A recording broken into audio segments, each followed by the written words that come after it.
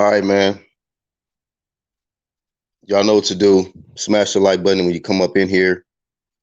Shout out to everybody in the UGC, everybody that's going to catch the live broadcast, and everybody that's part of this UGC movement, man. Salute to everybody that shows support. I'm your host, Black Horse and Promotions, and I want y'all to take the time to go to the homepage, click the channels tab, and subscribe to my brothers in the UGC CLICK. We're gonna do this early morning live stream, man. Getting up, breakfast, coffee. Got these people coming out to fix the gate in the backyard. My big ass dog then fucked it up. So it is what it is. But we're gonna talk about some topics today. And you know, yesterday I seen some videos that surfaced, interviews with DERRICK James, Errol, Spence, Shawn Porter. And I even seen some footage of Keith Thurman, right? I started to put him in the topic, in the title. I should have, but he can get this work. He'll fall into the open topics category. But yeah, this guy, Keith Thurman, I guess allegedly had an injury that only had him using it at 50% versus Manny Pacquiao. This is according to Keith Thurman. And I'm gonna just cut straight to it, man. Like, I don't believe none of that shit, bro.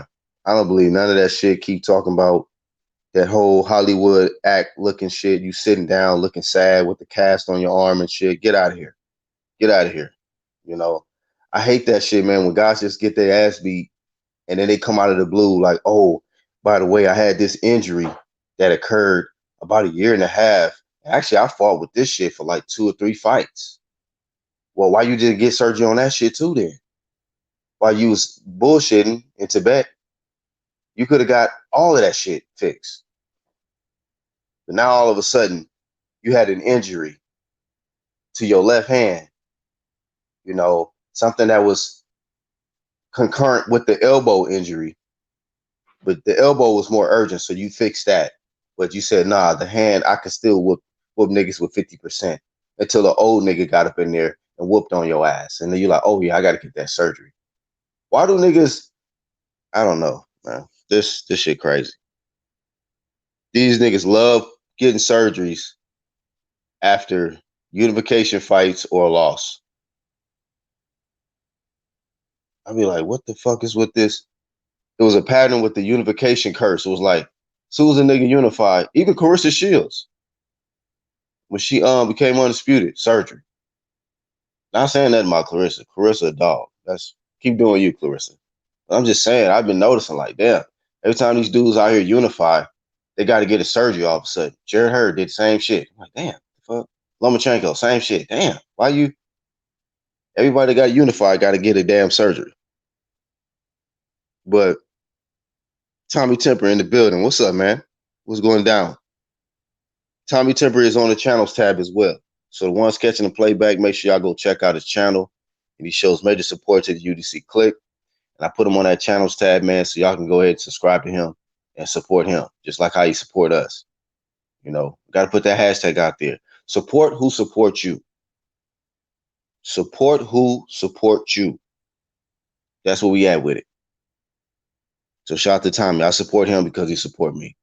That's what it's about. If you show love, I show love back. We equal. So salute. But just crazy. So like I noticed that with Keith, with this mysterious injury that came out of nowhere. But let me get to this guy, DERRICK James. This guy, DERRICK James, man. And I noticed this with him before. Him and Errol got speech problems. Just being real. The certain things that come out of their mouth sometimes, I just be like, what in the heaven is going on? Wifey, expensive ass clock in the background. But just amazes me the things that come out of their mouth sometimes. But Derrick James, man, I watched the video, BFV, Bruce fucking Vane, right here on the channels tab. Y'all go check him out. If you haven't checked out BFV yet, man, you tripping. You are tripping. Not checking out Bruce fucking Vane right here on YouTube. The nigga shit's just fire. Fire, bro. But he put the flame to Derrick James. Derrick James is sounding stupid out here. He's sounding really stupid. Okay. This guy has overly jumped into a whole nother lane that's not his. You're a trainer, sir. You're a trainer. We need you to just focus on training. There's one particular interview I saw. It was Errol and Derrick James. They sitting down, and I think it's Fight Hub. And the guy was interviewing him. He was asking almost more questions to Derrick James than Errol. You know, while Errol signing the gloves and shit. And I'm like, get this guy out of here. Like, why is he even here? You know, like nothing you saying, bro, even like doesn't even seem like it's not important. Like we were here for Errol, bro, not you. And then you out here talking this business talk shit, like you promoting, like like you know what I'm saying? BFV was saying, you're not a promoter, bro. You talking about how a nigga's the number 4. This whoop, like shut that shit up, bro. You sound stupid out here. You sound real stupid out here. Amazes me, man. It really amazes me the stupidity of some individuals out here, the shit that they say. You're like, what the? It is going to the next level, man. The shit that I'm seeing with this Errol Spence, man, as far as the fanboys, just the narrative that's been pushed, I have never seen nothing like it, man. Never seen nothing like it. I understand they had like the packed cards, but you could talk that shit if you a Pacquiao fan. You really can. You can talk that shit. With this Errol Spence shit, this early in his career with little accomplishment, man, it amazes me the casualties of this situation with this guy surrounding him. You know, and this is a must win for Errol Spence, a must win, and really a must be an impressive win with all the excuse me, quote unquote juice they didn't put behind you, with being this, talking about you the best, you know, number 1 pound for pound, and you know the boogeyman, and all you're gonna get all the straps, bruh. This is the journey. Starts right now with Shawn. This is gonna be a hell of a fight, man. I'm trying to tell y'all. You know, I stay away from that. I unplug from anything casual, man, out here, and just look at it for what it is. I see a lot of fucking. I just tell it ain't looking good on the Errol Smith side. It ain't looking good, dog. I've analyzed this shit. You know, I root for both of them. May the best man win. When I'm looking at everything from the corner to game plans that can possibly, Errol low key, and I'm gonna get to the chat in a second. Errol low key revealed his game plan in this recent interview. He basically revealed what he's actually expecting Shawn to do, right?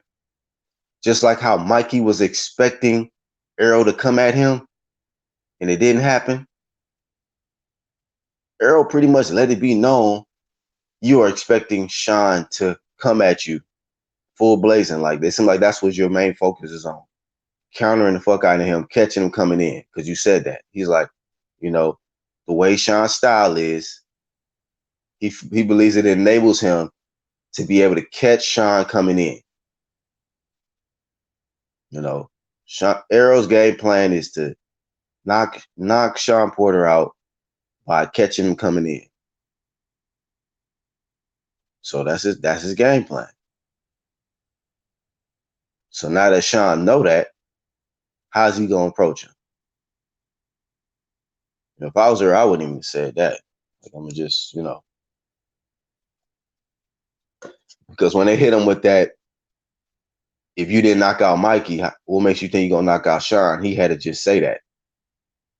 But that kind of just let us know that's how you're trying to catch him. Shawn not gonna, I don't think Errol gonna be coming forward, just like I thought. He ain't gonna be coming forward on Shawn like that. Shawn gonna have to come get him.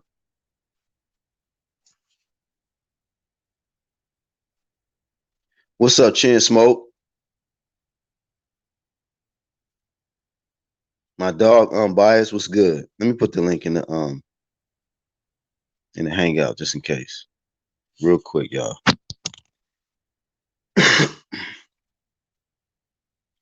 Yeah, man. Early over here, 7:51. Shout out to Angel Santos. He let us know good morning in the hangouts. Y'all let me know if the audio's good, man.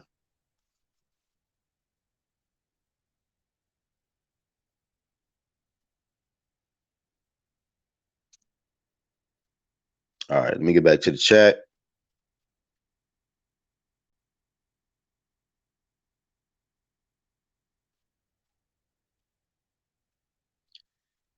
Tommy Timber, I gotta look into that, man.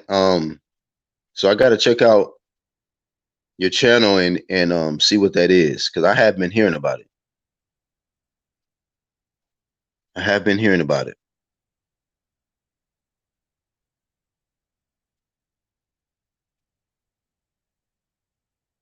Okay, so Red Glove did it. Okay, cool. Uh-oh, shout out to Ed Fats. He says, hope Porter can pull off the upset.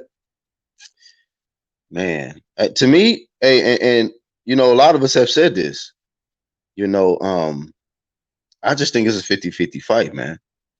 That some people are not gonna believe it's an upset like that. What up? Like, What's good? I think Unbiased agrees. What's up, bro? What happened now?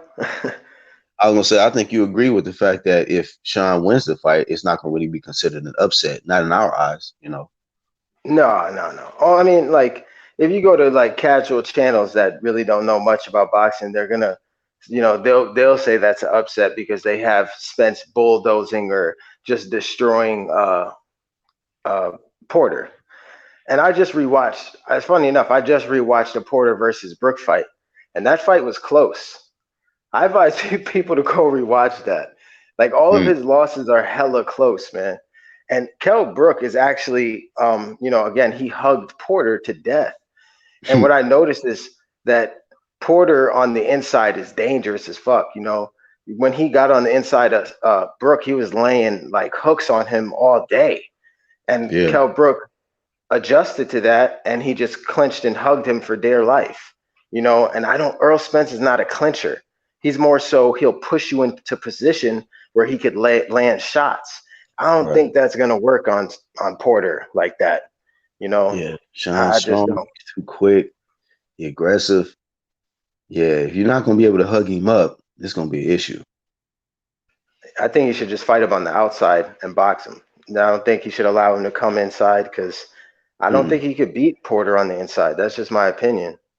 I don't see it. I was saying from the start that would be I said for him to approach the Shawn Porter fight similar to the Mikey fight in the sense that you fight on the outside, control him with your jab, but you got to be really, really smart, and you can't make no mistakes, because you know how Shawn is with them feints, and he can get you out of position and just get you shelled up, start welling them shots off on you. But you definitely got to keep him on the outside, definitely. And people will be sleeping on Porter's boxing ability. He is good with those feints, like you just stated. You know what I'm saying? I've been said that he has good feints. He can feint you into position, and what he does is he feints and he jumps in and connects on you, and he can hit you with something big. So, yeah, man. Yeah, I mean, dude, it's crazy, man. Like this is freaking fight week, and did you see yesterday, man? PBC on Fox put the heat on this nigga Errol Spence. Yo, when she asked that question, man, hey, Earl Spence's eyes started to twitch, fam. That shit started to twitch. That shit started to twitch with anger. You could see it. He was upset that she had the audacity to ask that question. Then his voice started to crack. He didn't know what Bruh, to say. I forget, what did he say in response to that? that man said that he feels like Mikey is more defensively responsible than Shawn Porter, and he said he feel that the style that Shawn Porter has is going to enable him to catch him coming in and knock him out. Well, what Which about? I'm confused there though, because what? does Mikey get under shots like Porter does? Does he like use the No, Mike he don't. Tyson head movement like Porter? Absolutely not. Absolutely not. So this is what Oh, this. okay. I just felt like because that heat was put on him in that moment, he had to just say what came to his head at that moment. Like because it's already enough heat. Somebody ask you why you didn't knock out this lightweight that came up to your fucking house, nigga, and survive and shit. But now you got to try to convince us that you're gonna be able to knock out Shawn Porter, even though you didn't knock out the little dude that broke into your house. But you know. We're gonna see, man. Maybe maybe Derrick James got something special cooked up. Man. Hey, back to what you were saying about Derrick James, man. That dude, he need to stay away from the cameras, bro, because he making Earl Spence look horrible. You know what I Bruh, mean? this is bad, dog. This is real bad, dude. I ain't never. I was saying before you came on, I ain't never seen nothing like this, bruh. Where a dude who is so under, he's not really an accomplished fighter to me. Like I'm not talking. I don't care about his popularity, bro. I'm looking at his boxing pedigree, what he's done as a professional.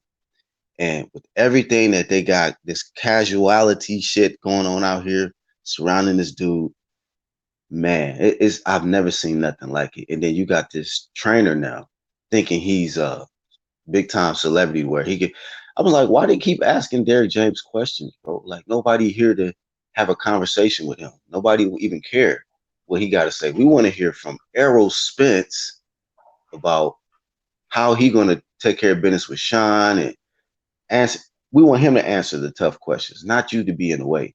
But I don't know what's up on the PBC side. If there's a fighter that is really ducking top smoke, when them questions start coming around, like that heat start coming around, they always got somebody who's there to take the fucking mic and save them when a hard question and shit is asked to them. That's facts, man. Tank Davis, man, Floyd, Tank Davis and Floyd. Facts. When they asked, hey, shout out to Gary Russell Jr. I know a lot of people are upset about what he did, but what do you want the man to do? This dude has been calling out everybody from 126. Nobody wants to fight him.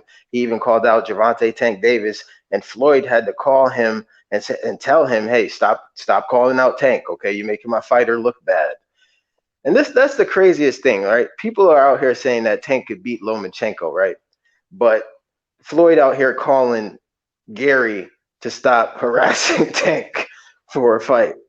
And Yeah. I don't know, man. How does that make sense? I don't know, but yeah, Gary kind of exposed a lot in that interview with what he said, So, and he said that Tank's team told him personally that crossing paths with him is going to ruin the star building process. Oh my god. Bruh, this is bad, bro. This bad. The shit that I'm seeing now, bro, with this shit, boy, I'm so glad I'm not on that PBC protection agency click. That shit's trash, bro. It's looking worse and worse by the day. But Samuel Shaw says in the chat, I got Shawn 55-45 in the fight. I don't know why these fanboys think that Errol can push back Shawn. Ugas didn't even walk back Shawn, and he is bigger than Errol and may be stronger. I think that Ugas might be bigger. I know he's a little taller, I think. Might be stronger than him too. He was able to walk back Shawn in certain points in the fight, though. He was able to walk back Shawn at certain points in the fight. But Shawn, I felt, was fighting kind of uncomfortable. He was doing shit that he normally wouldn't do.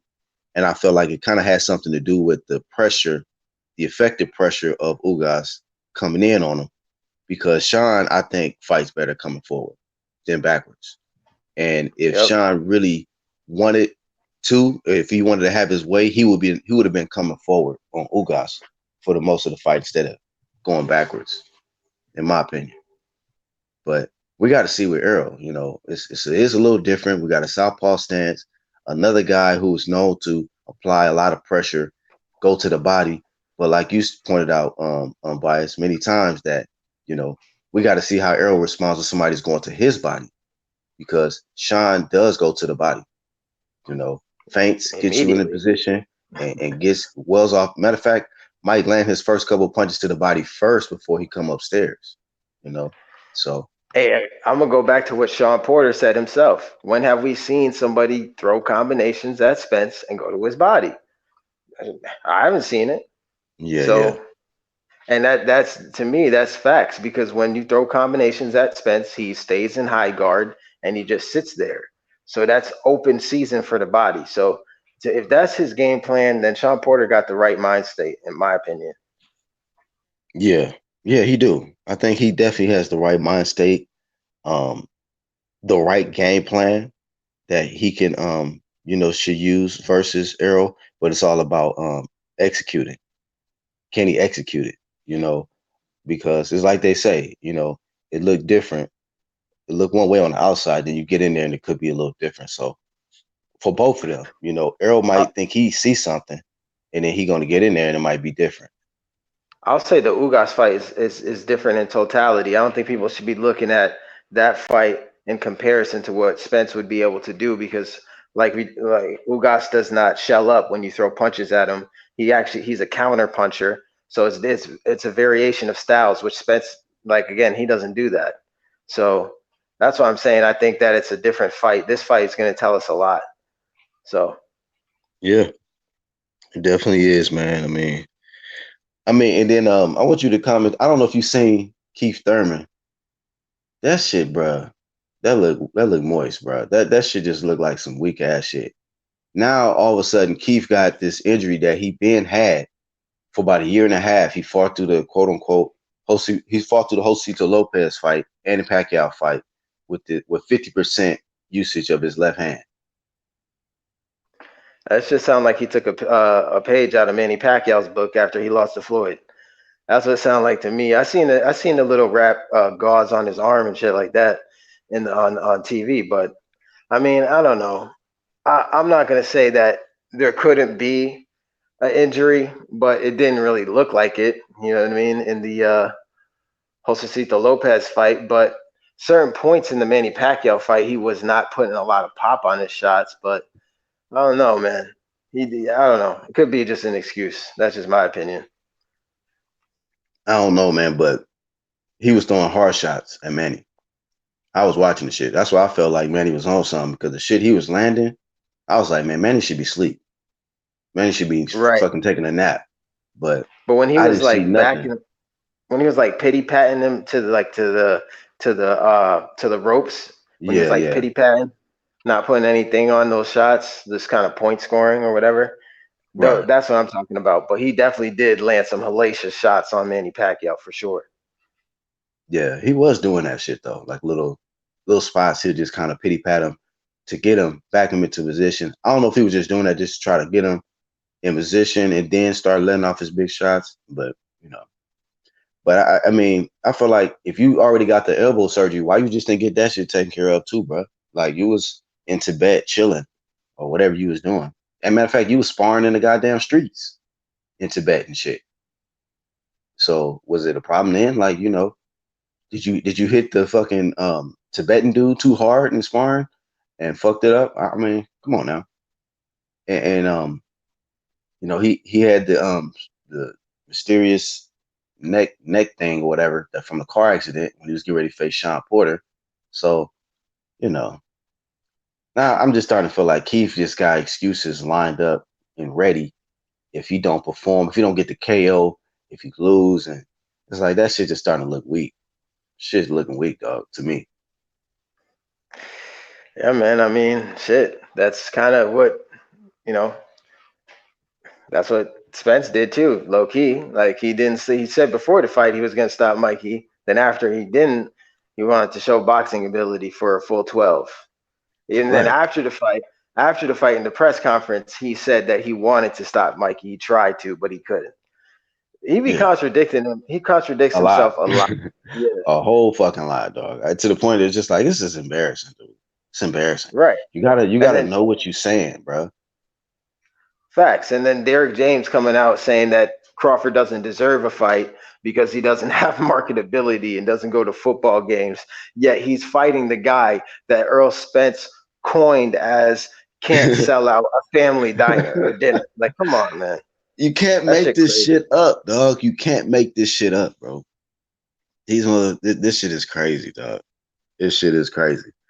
I just don't understand why even Derrick James started talking. He should have just stayed in the cut, looking sleepy, like he normally do, and just stay out of the way, bro. Just in the way, talking for nothing. Get the camera out of. I don't know why they do that. Like they would, certain reporters do that with certain individuals who shouldn't be talking at all. Like they'll put a microphone in front of Jeff Mayweather. Like, why would you do this? Like, come on. Floyd Sr., who can't he take 30 minutes to complete 2 sentences. Like, stop putting the mic in front of Floyd Sr. face. Like, come on, let him live. Damn. Let us live. So it just that nigga doesn't Right. need to be talking at all. Yeah, man. He said a lot of things that just contradict everything that what Earl Spencer said. So, I mean, it is what it is. I guess they don't want to fight Crawford. Whatever, you know what I mean? As a boxing fan, all that bullshit about marketability, he's the number 4 guy on ESPN. Well, I mean, this is the thing, right? I mean, what number is Earl Spence over there on PBC? Do they really take care of Spence on PBC? I've been saying this for like at least a year now. You know what I'm saying? Earl Spence has been calling these guys out for at least 3-4 years, not fighting them. Why can't he fight Crawford? His fanboys told me Crawford's on the wrong side of the street. He got to sign a PBC. But your boy that you're claiming for isn't getting the fight. So why should Crawford go over there and not get fights as well? Mm. They can't answer that. So I mean, I just don't get it. Man, dog. It's just crazy. It's really, really crazy at this point, man. But this is fight week, man. We definitely gonna find out. And I hope for the lifespan of this casual shit out here that this guy wins, because if not, man, that shit is out of here. That shit is extinguished. That casual should be extinguished if Errol lose. Yo, listen, that bald head dude from Texas is gonna shut his channel down. Um, you know, a lot of people that made those 100 videos about bulldozing, bro. A lot of people, the channel's gonna shut down. That's all I'm gonna say, man. It's gonna get crazy if Earl Spence loses. Yeah. To be honest, This is a must win on so many different levels, man. Errol needs to win this fight. And be honest with you, I'm rooting for both of them. Whoever wins, wins, man. But when I'm looking at these fights and I'm breaking down, I'm looking at a lot of different things. And I can just say just not looking too good on Errol Spence's side. Just not. But if he pulls it out, man, he gets all the credit in the world. Like everybody that had doubts about Errol, he wins this fight, you get all the credit. I'm not going. You won't hear. I told y'all before. He beat Shawn. He becomes to me the number 1 welterweight, unified, be the top dog, and of course, I don't like this other bullshit with this Crawford situation. But as far as proving yourself to me, if you beat Shawn, that's gonna prove yourself to me. Not the Mikey shit, not the Brooke shit. This shit, 100% healthy, in shape, determined, hungry, prime champion Shawn Porter beat him. You gonna let me know what it is. You're gonna let me know what it is. But right? hey, I don't mean, don't don't yeah. struggle with the easy road though. Don't do that. That's the thing right there, what you just said, the easy road. Then you got all of his fan base calling Shawn Porter a bum, saying he has zero boxing ability, he's just dirty. So I mean, this is the problem with Spence fans, right? They shit on whoever he's about to fight to the completion. Like this dude is trash, he can't fight, he garbage. And then when Spence beats him, then they want to put him up as a high regard. You can't do that. You know what I'm saying? You just can't, because you're taking away from what your fighter has accomplished after he beats the guy. You know what I'm saying? we're out here saying Porter's a tough fight, yet his fans are saying Porter's garbage. So how much So credit do you really want for this win? You know what I mean? and see, the disrespect has been at an all-time high when it comes to Shawn Porter and what he's done in the sport of boxing. I think Shawn is good for the sport of boxing. I think that this guy has given us some of the best fights these last 2 to 3 years. You know, for some of the best fights, you can say, hey, Wilder and AJ and guys like that. But then you got to throw Shawn Porter in the mix with that as well. He's been in some exciting fights. But even I put in the title, Porter versus Crawford, because why is people acting like Porter can't beat Errol? Like Errol can't just get upset and we can be moving on talking about a unification between Porter and Crawford, because everybody out here acting like Errol already won, right? A lot of people acting like Errol already won this fight, and we still talking about this Errol ducking Crawford shit. We've been on this nigga ducking Crawford, but like we addressed this before on Bias in the last live stream, that buddy shit that Crawford and Porter got, we're going to get past that, because boxing fans want to see the best fight the best. We want to see unifications. I want to see if Shawn Porter beats Errol, which is a great possibility that can happen. I want to see him, challenge these other champions, man. You know, like I want to root for Shawn if he wins. And be like, you know what? Okay, Shawn, look, do you want to be the undisputed? Everybody else been talking about strap season, one face, one name, and been there already. What about you? If you become unified, do you want to go to that next step and become undisputed? You know, what the fuck you got to lose? You didn't took losses in the past. You here now though. You know, and I think that Shawn Porter has a style that is you know, is a problem for anybody, even Crawford. Even Crawford, if he's on his A game. So y'all let us know y'all thoughts in the chat, and I'm Unbiased. I want to hear from you, man. On you know, are we really, kind of overlooking Shawn Porter and not actually considering the possibility that we could be talking about a mega fight between Shawn Porter and Terence Crawford? Yeah, I agree. They need to get over the buddy bullshit that they're talking about, to be honest. You know what I'm saying? I'm not, in agreement with that. But I do feel like money talks, and I feel like they will fight each other. I mean, even in their interviews, they said if we were to fight, it'd be on our terms or whatever this bullshit that they said about that. I don't agree with that. They need to fight because that can't be holding up what Crawford has been telling us, that he wants to be undisputed. So if he doesn't fight Shawn Porter, I'm gonna have to give him some flame for that, because you Facts. can't say you want to be undisputed, but you won't fight your friend because he has two belts. You better go get those two belts because you was out here claiming that you wanted to be undisputed. So you don't get a pass for that. But I do feel like they will fight each other if that happens. I do feel like they will. Okay. So if there is some type of a hesitation, do you think it will come from Porter's side or Crawford's side? I mean, Crawford been stated, he's been on record saying he wants to fight all of them. That's what he said. So I just haven't really seen that energy or those words from Shawn Porter saying like, I want to fight all the top guys in the division, or per se, I want to fight Terence Crawford. Maybe he I has think said it'll, that in the past. I don't know. I think it'll be well. He did say that after he beat. I think he said after he beat Jose Benavides or something like that. He said that Crawford was special. I might have to fight this guy. In the future, I might have to fight him or something Mm-hmm. like that. That's what he said. But I feel like they will fight each other again for the right amount of money because they are friends or whatever. So I guess that can hold it up because you don't want to punch your friend in the face for millions of dollars. I don't get that. You know what I'm saying? I'll fight Yeah. for millions of dollars, and I'll fight my cousin for if he got a belt. You know what I'm For saying? millions of dollars, Like, hey, me and yeah, Unbiased had to just catch the fade, man. For millions of that's dollars, it. fuck it.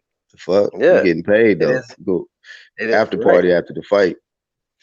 So But I truly feel like, man, we need to put some respect on Shawn Porter's name. Win, lose, or draw for Shawn Porter. I don't feel like that he is deserving of the disrespect. And I know it's coming from just a lot of casual, individuals anyway. But you know, Shawn Porter is not somebody you should just overlook and just think that and just think in your mind that Errol's just gonna step on him without no fight. You know, and I've been ever since you said this Bias, I think a couple live streams back, I've been strongly thinking it's gonna end up being that way, where you said um Errol might end up just using his grit. Like if it comes down to it, he might have to just use his grit. I'm like, damn, it might end up being a fight like that where both of them, it'll be a battle of the grit, and whoever is the more has more dog in them and more hunger is going to end up winning. So it might end up going like that. You know, see it three different ways. I can see it going three different ways. I can see Errol just coasting on the outside and being very, very smart, sharp counter punches, and just totally just keeping Shawn Porter on the outside and keeping him from coming in by just hitting him with heavy shots, or Shawn Porter being just so just disruptive and getting in on the inside and just welling off on Errol Spence for the majority of the fight, and Errol not able Yeah. to get his distance, or like I said, you know, yeah. So I can see those two options for sure happening, you know, as Well, well, or just battle of grit. I don't think Earl's like I don't classify him as a counter puncher. What he did with Mikey though, he just kept the jab in his face all night. You know what I'm saying? So he wouldn't come on the inside. And even credit to Mikey, he did counter Earl Spence's jab quite a few times in that fight, but he couldn't connect the way that he normally would because Earl Spence is taller. And he doesn't have longer arms. You know what I'm saying? Um, Shawn Porter, I don't know his reach, but I think it's longer than Mikey Garcia, so he'll definitely be able to counter Earl Spence's jab. And I think Shawn Porter is just a better fighter than Mikey. I know a lot of people don't agree with that, but I think Mikey's a better Right, technical boxer. I right. think Mikey's a better technical boxer, but I think Shawn Porter's a better fighter. You know what I It's mean? kind of like what you said when certain people was talking about people's advantages, and you said something like he uses advantage to his advantage. Like Shawn uses his advantages to his advantage. He's more athletic. He come from a football background, so he uses running back advantages on motherfuckers and get them uncomfortable and corner them and set traps and shit. You know, Shawn uses what, and I think that because of him knowing his advantages and using it to his advantage, he's a better fighter than Mikey. You know, he's just a better fighter. He might, like you said, he might not be more technical than him, but he does what he does better than how Mikey does what he does, in my opinion. Yeah, I agree Like with you that. said, his best opponent is Broner, so we just got to keep it stacked. His best win. Yeah, Broner or Lipinets, you know what I'm saying? But I do feel like, yeah, Earl Spence is going to definitely be uncomfortable in there. You know what I mean?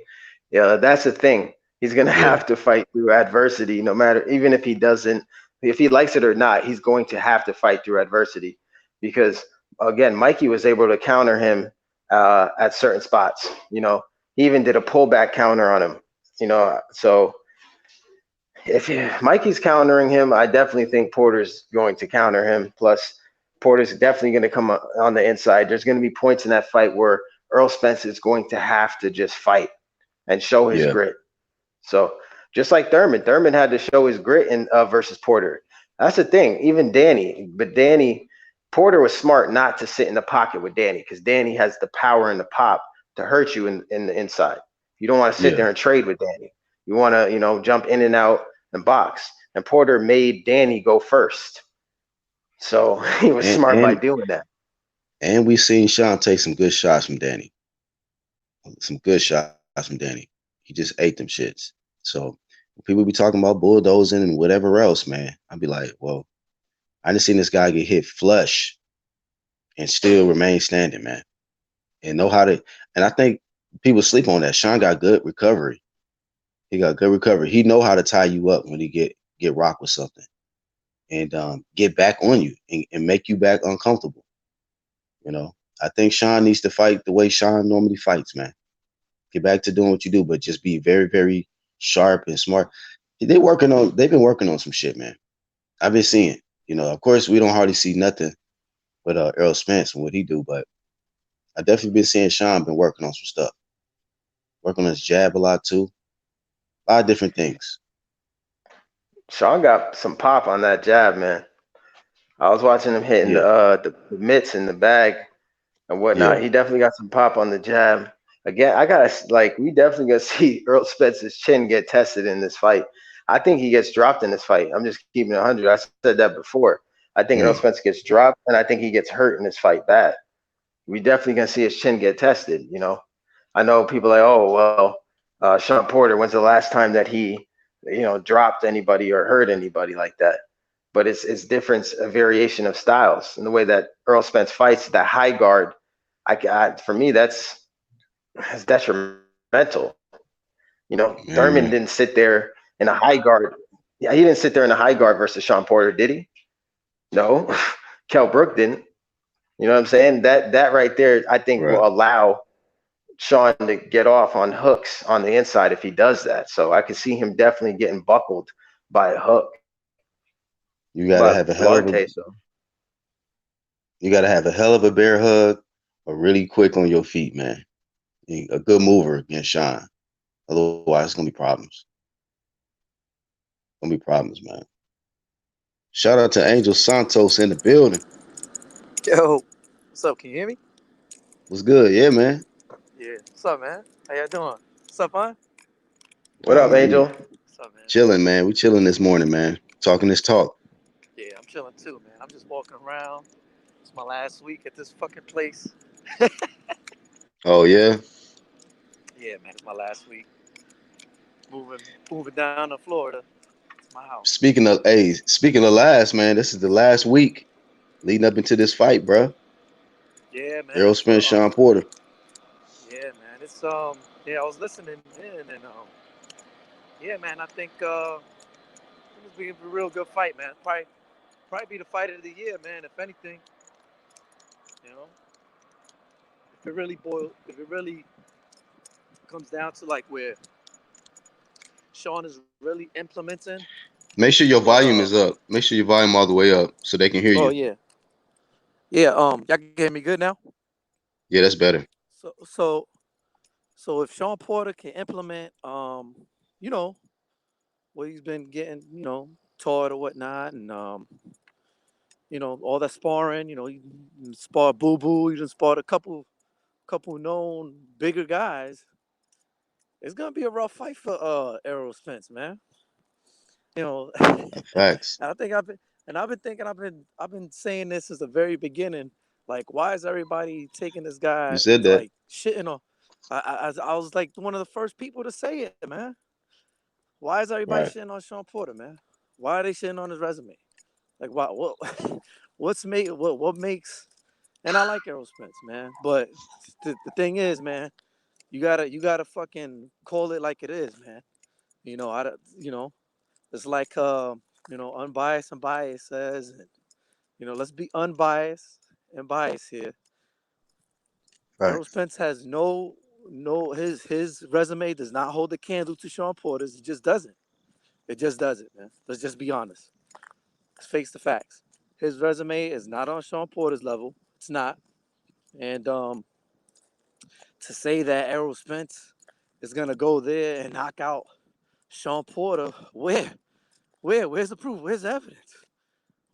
How can you surmise that Errol Spence goes in there and makes easy work of Shawn Porter? Like, people that have been saying that, you really don't know nothing, absolutely nothing about the sport of boxing, this thing that we love, this thing that we cherish, man. Because I cherish boxing. I love boxing, man. Yeah. You know, and, That's why and, we do it, and man. you got guys out here fucking man fanning. It's just ridiculous, man. The man fanning Right. is on an epic fucking Bro, level this right is now, man. the most Why is it that when extraordinary I shit, bro, ever. why is it that when I'm on another live stream, right? I make a comment saying a certain thing about a promoter. You call this man your godfather, and I know you listening in. I know you listening in, and you saw what I sent y'all in the group. You call this man your godfather? Al Heyman's not a godfather. First of all, first and foremost, he's not a godfather. Let's get that right. Second of all, he's not your godfather because the last time I checked, a godfather does shit for you and your family, like help pay the rent or some shit when you fucked up, come get you up out of jail when you fucked up, when you locked up. Al Heyman doesn't do any of that for none of you niggas up on here on YouTube. So stop fronting. The man is not your godfather.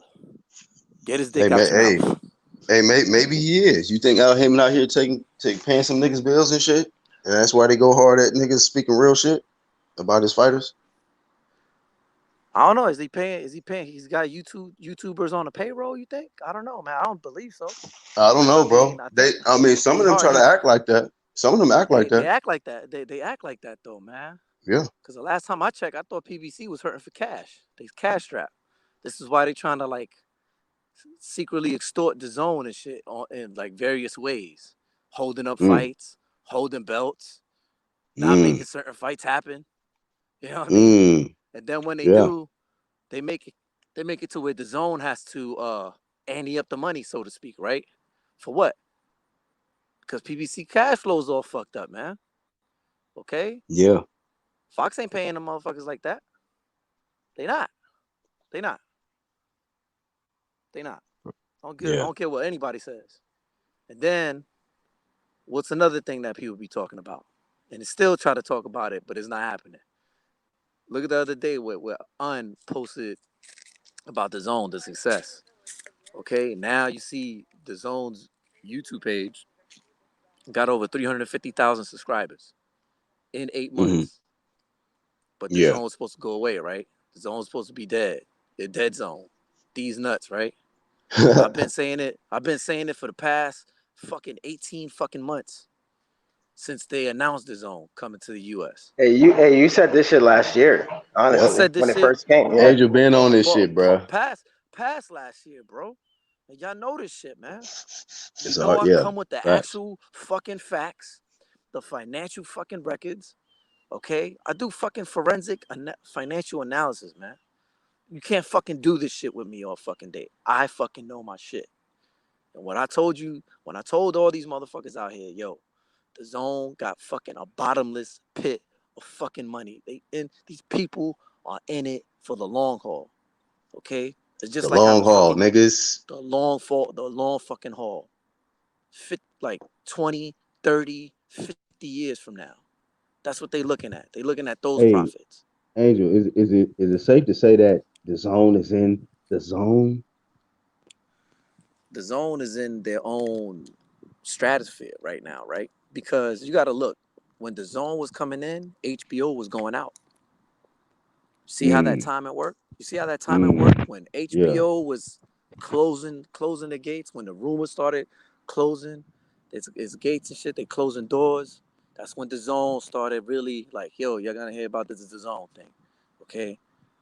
A lot of people that were in like around the time of like early 2000, late 90s, early 2000, ESPN with, ESPN and HBO, boxing and all that sports, some of those people are with the zone. Okay, the behind the scenes people are with the zone now. All right, they are. Okay, a lot of the production people that and people that did that studied under those people that headed those organizations with those productions as far as HBO, boxing, ESPN back, uh, the CEO for the zone, the chairman person was the former the CEO of ESPN. A lot of people don't know that, right? So, and I know there was some controversy with that guy and racial things and stuff like that.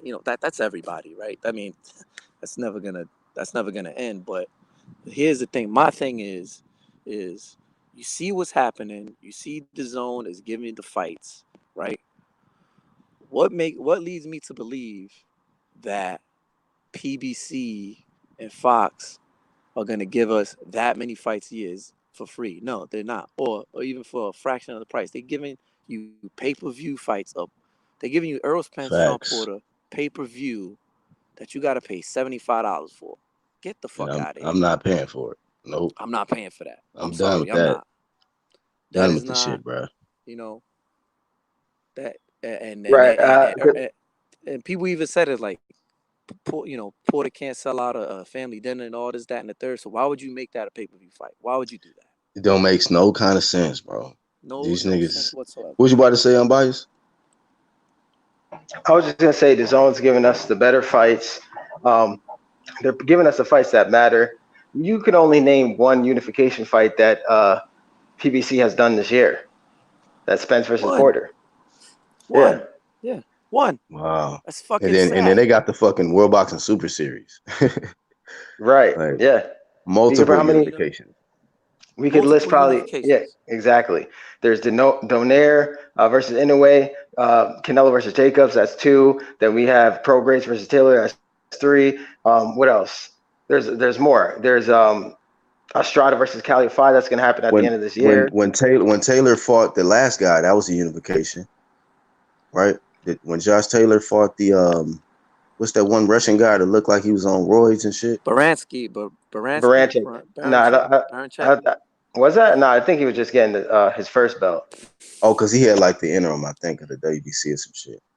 Yep, and then you had Taylor, the girl unification. That's 5 right there. Oh yeah, that was a fucking undisputed. Yeah. So I mean, it ain't even close, man. Come on, shit, crazy for a fraction of the price. I'm forgetting Danielle Roman versus TJ Dehoney. That's 6 right there. Jesus Christ. It's crazy, yo. The amount of fights, the amount. And then another fucking. Well, no, this was actually a rematch, but it's a 3-strap, on the line type of fight coming up. Fucking Ruiz and AJ. So just big fucking events, man, that they putting on, dog. Big fights. And then you got Canelo with no unification fights. We just got better fights that aren't even unification, like Canelo versus Kovalev. That's very compelling. I don't know who's gonna win that fight, honestly, because there's no rehydration clause. That's a hell of a fucking fight. It's gonna be crazy. It's crazy, man. It's crazy. It's just the amount of production. And then people want to comment, well, they're not selling out the stadium. I'm like, well, you know what? That comes in time. The zone's a new product, so the arena seats not being sold out. That's a different thing. If they got subscribers all over the world for a fraction of the price of a pay-per-view, they're gonna make money hand over fist. Straight up. They're getting more subscribers. It's like I said, it's like what I talked about, that model that I talked about with the YouTube boxing and stuff. It's pretty much, it's like the zone looked at that or something. saw that. Saw that live stream and shit. saw that live stream or whatever. But I mean, hey, it's neither here nor there. It's whatever, but somebody had to do it, and that's who's doing it, And now Showtime's probably gonna be out the door soon. So yeah, Showtime's gonna be out the door soon, man. It's just that they got outbid for this. It's crazy because you think they got something to. Y'all think they got something to do with them not having a date for Deontay Wilder? Yeah. It's going to Fox. It was supposed to go to Showtime in the beginning, then Fox outbid him. And they didn't bid him. They didn't outbid him by too much. You know what I mean? It's just that Showtime don't have the money for boxing. Man, I saw somebody's video. I want to give them the credit. They said something like, well, if it's up for bid, how come DAZN can't bid on the shit?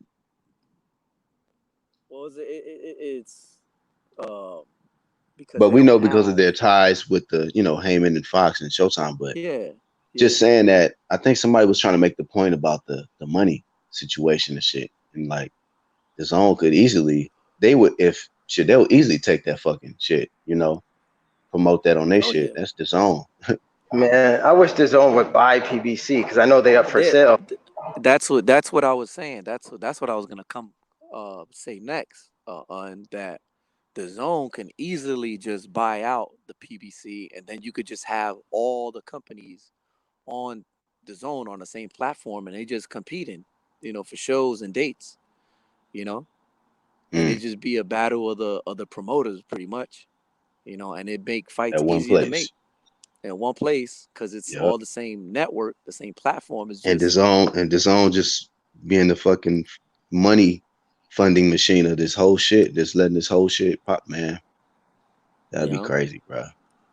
Shit is, there's no way that PBC is gonna stay with Fox any longer unless they do something drastic as far as maybe getting more fights on Fox Sport 1 or something like that on a regular, but then that'd be on the cable, right? Or if they Like they have an say, exclusive, big fish take they little have fish. yeah, or if they have an exclusive Fox PBC app for boxing. But Yeah, I the don't zone see. coming to Comcast, so Yeah, and the zone. Yeah, and they making an official channel out of the zone too. Which I kind of was like kind of against it, but I mean, in the long run, it's gonna pay off anyway. It's gonna be good. So, and I remember doing that survey. They asked in that survey. I did a long ass survey for the zone. It was like, oh, Comcast. I'm like, yeah, I think it's a good idea. But Yeah. I think there's some good fights coming up, man. Some real good fights. Yeah, bro. I mean, we didn't get your thoughts on Keith Thurman or just on the heat that was put on Errol Spence in a recent interview, man. When they Oh, asked him about if he couldn't knock out Mikey, what makes him think he can knock out Shawn. Oh, and then what did he say? He said something about I wasn't trying to hurt him or some shit like that. Nah, that was a different one, but That was a different one. Oh. that was a different one. But this What recent one, what he that say? nigga said he said Shawn Porter's style is going to be able to enable him to catch him coming in, some shit like that. What? but the lady asked him, she was like, hey, if you couldn't stop Mikey, what makes you think you could stop Shawn Porter? Right. She asked him straight up. And the dude was like, well, he said that Mikey's was more defensively responsible than Shawn. And he thinks Shawn's style is going to enable him to just catch him coming in, knock him out. So basically kind of letting us know like he expecting Shawn to come in and he just trying to catch him, counter him, Every coming in time Mikey came in on Spence closed his eyes. And then would catch Mikey at the end of a counter punch at the end of his jab when he stepped back. Keep your eyes open, Errol. Keep your eyes all the way open with Shawn. Every That ain't time, gonna happen. if you look at the fight, go look at the fight, and I know what I'm talking about. Errol would step back, use his length, close his eyes because he thought he was gonna get hit, and then catch Mikey coming in at the end of his jab when he's stepping back. There's a pity pat jab. It hardly did anything to Mikey because he didn't have no weight. Because he wasn't willing to stand there and get hit by Mikey for a body shot. He'd rather just take a step back and catch Mikey coming in at the end of his jab, keeping him at the end of his fist. He didn't hurt Mikey with any of them shots. The only time he hurt Mikey was when Errol was pressing the action and coming in with body shots. Yeah, Mikey retreated. Of course, he's a smaller guy. But anything of Errol saying countering anything like that, where? Every time you try to counter, and you look at the Curl Brook fight, every time you try to counter Curl Brook, you get caught. You get caught with an uppercut. He's not a good counter puncher. He's not. He's not a counter puncher. So what the fuck does he think? And that That's what he interview was said. absolutely right. Why do you think that you're gonna knock out Mikey with a counter shot when you did horrible against Kell Brook trying to counter shot? The best action was when he was pressing the action and he was putting pressure on Brook to the body. That was the only time he was getting success. Other than that, Kell Brook was manhandling him the first 4 rounds. The first 4 rounds, Kell Brook was outpointing him, out countering him. So what is he talking about? And this is going to be against a guy, Shawn Porter, that's actually is more technically sound than the Shawn Porter that fought Kell Brook, right? Facts. He's more actually technically sound and actually is in better condition than the Shawn Porter that fought Kell Brook. Yeah, that's true. This Shawn Porter right now is the best Shawn Porter, the most refined Shawn Porter. The Shawn Porter that actually has sought coaching assistance outside of his dad.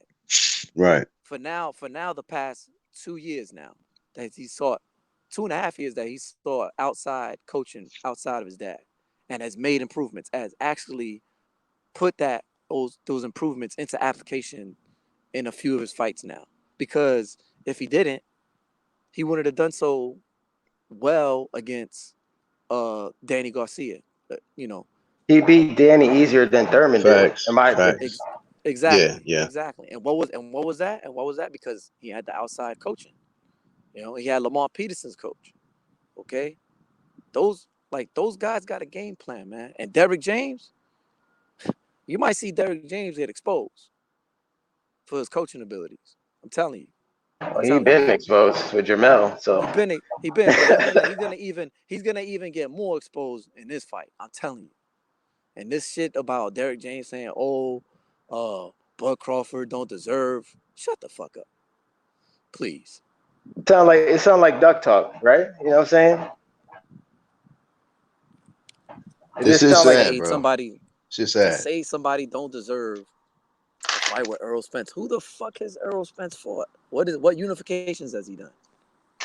Where? Don't Show deserve me. to fight. And then if you look at Mikey Garcia's numbers, right? Crawford had better numbers than Mikey Garcia going into the fight with Spence, because Mikey Garcia was doing 11,000 and 12,000, and that's identical, if not less, than some of Crawford's fights. So what is the excuse? Like, I don't get it. There ain't no excuse, man. It's just sad at this point, man. It's embarrassing, bro. It's embarrassing. The measures that they go, man, to protect this guy from one dude. And that's crazy that Bruce Wayne said this shit. He said, ever since that little confrontation he had with Bud Crawford, this nigga has not called himself the boogeyman no more. He don't call himself that. So I don't know. He said he noticed little changes with that shit. This nigga Shawn Porter, man. This nigga Shawn He don't Porter. say He said, It's because you know why? He don't It's say because you know strap why season he either. was. Because Errol was highly embarrassed. You could see it in Errol's face. Once, the minute you see Errol embarrassed, like the whole mood change, is when you saw Bud grab Errol's fat. Yeah.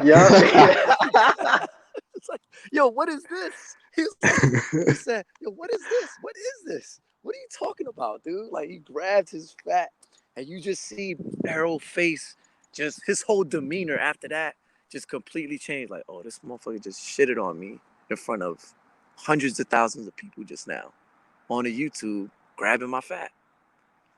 And then he saw, look at my shit and look at your shit. That is fat. I stay ready. What the fuck are you talking about? like, what are you doing? What are you doing? You eating too many egg-filled peanut butter jelly sandwiches, my friend. Deviled egg ass nigga. And then he said he also said in that same sequence, he said that, you know, he said, well, you told me to get a belt, I got a belt.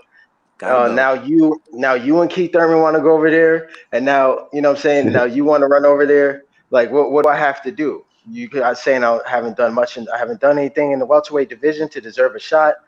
But then after that, Spence went around and fought Mikey, who never fought at welterweight before. So it didn't make sense. Like, you telling Crawford he hasn't done anything at the welterweight division, yet he's had two fights at the welterweight division. And no, 3. Mikey, well, at that time he only fought Jose Benavidez and Jeff Horn, right? Yeah. So, and then Spence was just about to fight Mikey. It didn't get announced yet, but he said he didn't do enough at the welterweight division to get a fight with him. But you about to fight Mikey, who did nothing at the welterweight division. Didn't make sense, man. You know, nada.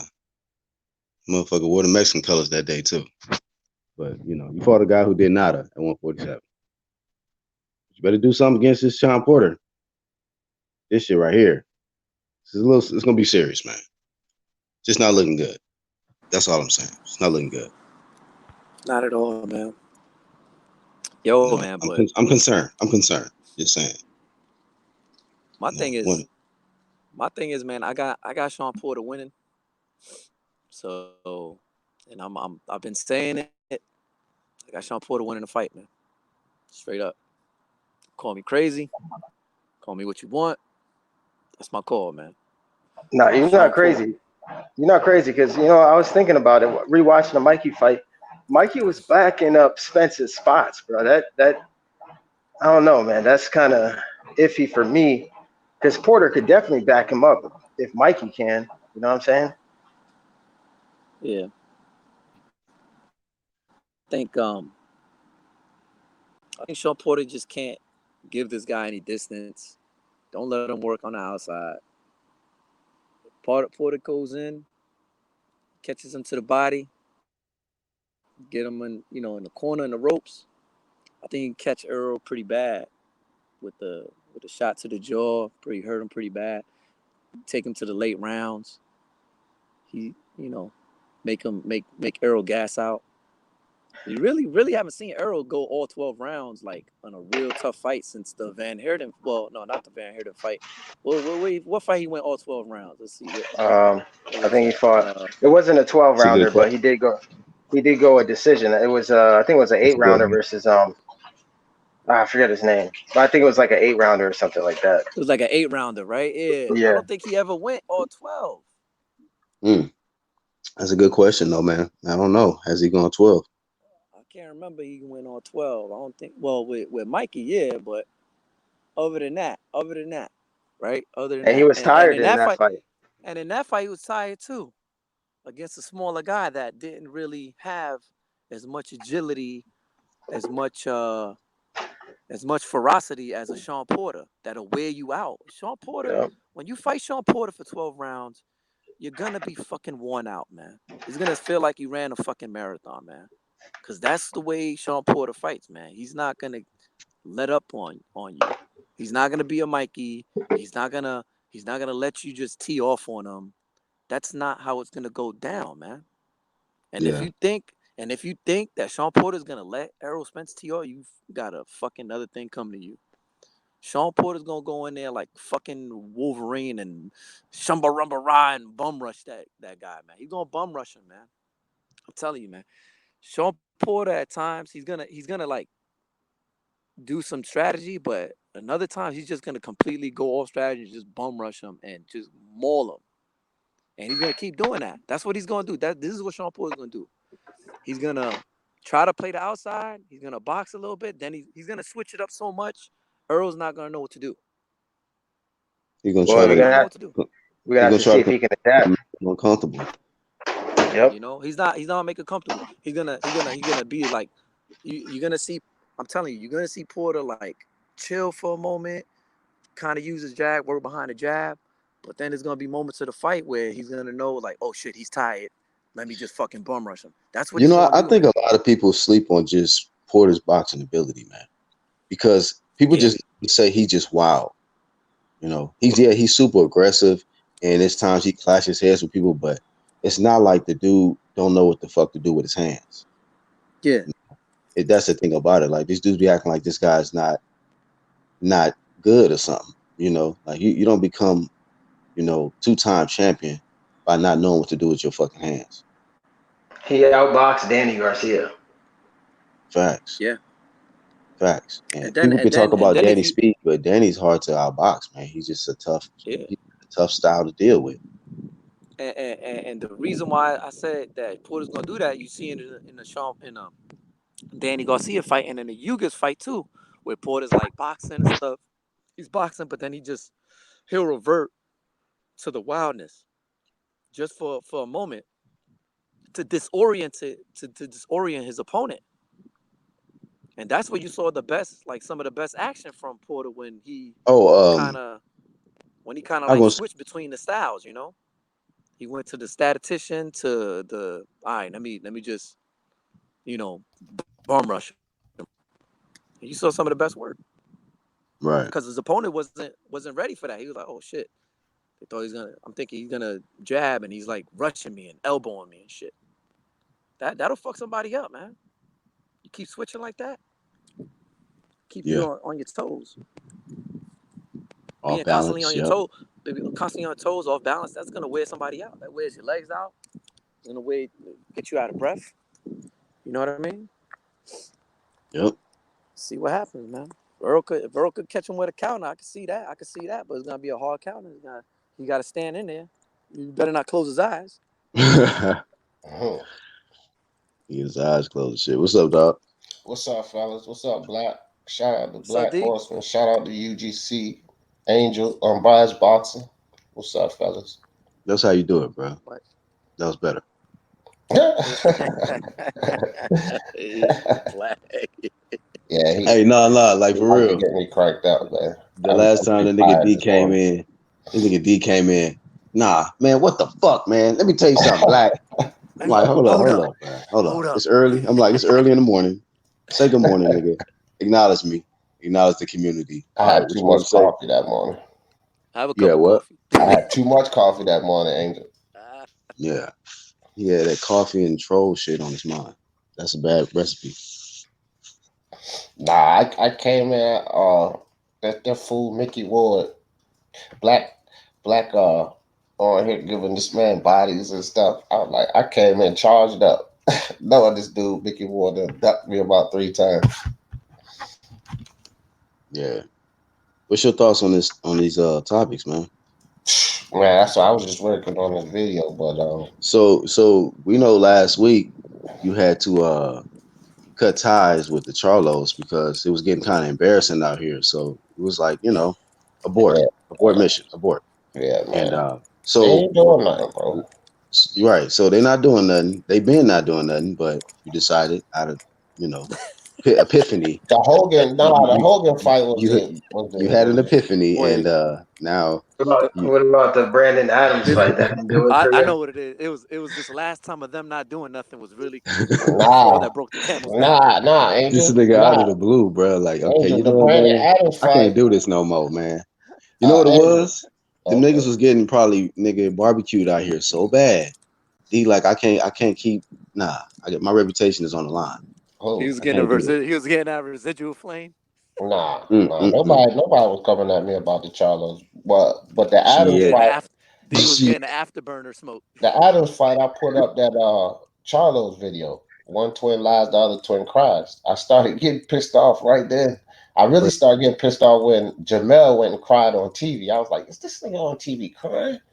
And then when his brother made the excuse, that's when I put the video up about both of them. One twin lies, the other twin cries. Then when he announced his Hogan fight, I cut him short.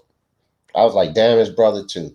I just, you know what I mean? It started way back from when Jamel got up on the press conference and started crying. I was like, man, see, this type of shit here. And then when Jamal complained about his hand being hurt, that's when I threw the video. That's when I started flaming him. I threw the video up.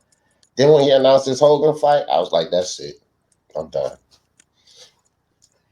I'm done yeah. with Shit. cats, bro. Man, I've Yo, been yo, done with Black. them dudes. Yo, I gotta charge my phone, man. But I'll be in the chat. All right, All right, Angel. bro. All right. All right, peace, Salute. Angel. Yeah, bro. I mean, I can't take it so much, man. So much of this nonsense. Like enough is enough. So, what do you think about what Derrick James had to say? Derrick James, bro. I never backed Derrick James. I like Spence, but I ain't never been on no Derrick James, bro. But what do you think about what he said? I think he's an idiot. I sent you the video. I'm biased. What you talking about? I said I know you're gonna But have fun with let this. us let the live this on live stream. They need to hear. What's your thoughts? Derrick James is an idiot. That's what my thoughts are. All of that stuff he said was like it was unbelievable. It was unbelievable. I mean, I don't agree with none of that foolishness, bro. Again, y'all remember, I go at all of these freaking um, sanctioning bodies and promoters and all this. That's why I don't even like the politics of the game. I was just on He Knows the Sports going in about Tank, me and McGregor Hey, killing him. McGregor McGregor, straight body. He yeah, he bodied did. him, bro. Yeah, he That was did. bad. Had him You know on what I'm saying? quiet time and everything. You see, McGregor was nice about it. I would have did that worse. Me and McGregor, Black know McGregor too. You know what I'm saying? I've been knowing McGregor for about a year now. You know what I'm saying? We Yeah, same McGregor debate. from the Yeah, when he was accent, with right? when he was with that, he used to be with the LDBC and whatnot. Yeah, I You know remember what I him. mean? Yeah, Shout but out to McGregor. He remembered me. he's not very he's knowledgeable. You know what I'm saying? Me, him, Dan the Man, EJ Boxing Live, a bunch of historians over there. We used to Yeah, always get it on in debate. You know what I'm saying? yeah, He's knowledgeable. So when you talking to McGregor about some boxing, he will go in the past on you. If you don't know, you know what I'm saying, you're gonna get exposed. So, quick. but I mean, he don't really debate though. We've debated other people. You know what I mean? So Yeah. Just body you with a fact, huh? He told he knows. He said, yeah, you might be the master debater. I don't debate. And then he just straight trashed him anyway. Ice him anyway. Yeah, listen, man. I never heard that dude so quiet ever. Ever. I'll be honest with you, man. I don't watch this shit, bro. I never heard him so quiet ever. So that shit was I was hitting on bias in the DM when I was on there, man. Then he gonna ask me because he was on that foolishness. We were talking about Tank. I was getting in him about Tank, him and his boys, man. Those guys on there be killing me, bro. So I'm getting in all three of them about Tank. And then one of them had to pull off. No, actually both of them did because they was in their cars. They was losing signal. So then he was like, who is this McGregor? I was like, yeah, let him on. Let him on. Because, you know, I mean, me and McGregor always chopping it up. They chopping it up for a minute. And I said, yeah, let him on. Because I knew what time it was when he got on. I knew what time it was. Because he always on this delusion, you know. I guess he felt like I kind of backed him in the corner. I ain't back you in the corner. You backed yourself in the corner. I just feel like if you're a casual channel, man, you just gotta be careful who you bring on your platform, on your live stream with you, because you might get somebody who actually know they shit, and they might make your casual ass look stupid on your own live. I just seen Unbiased do it a few times. I ain't gotta throw no names out there, but just saying, like, you just can't really just be casual like that and then just be, oh yeah, let's put the link in there, and then somebody get up there who know they shit, and your ass need to be the one in the chat while they take over the live and shit, pretty much. Yeah, man. Yeah. I ain't even gonna lie, bro. You talking crazy. You know, I tell you right now, if he talk about Spence, he shouldn't let nobody on that. If he talk about Spence or Tank Davis, he shouldn't let nobody on that, because he say the craziest things about these two guys, bro. So speaking of that, craziest.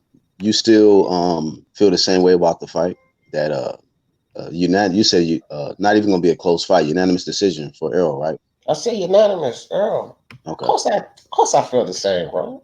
I mean, hey, you know, to be honest with you, man, I'm the type of person, like, listen, like, I'm the type of person, when a fight might get announced, I might have my own mind made up on something, and then certain things might change my mind. Like, you know what? Oh yeah.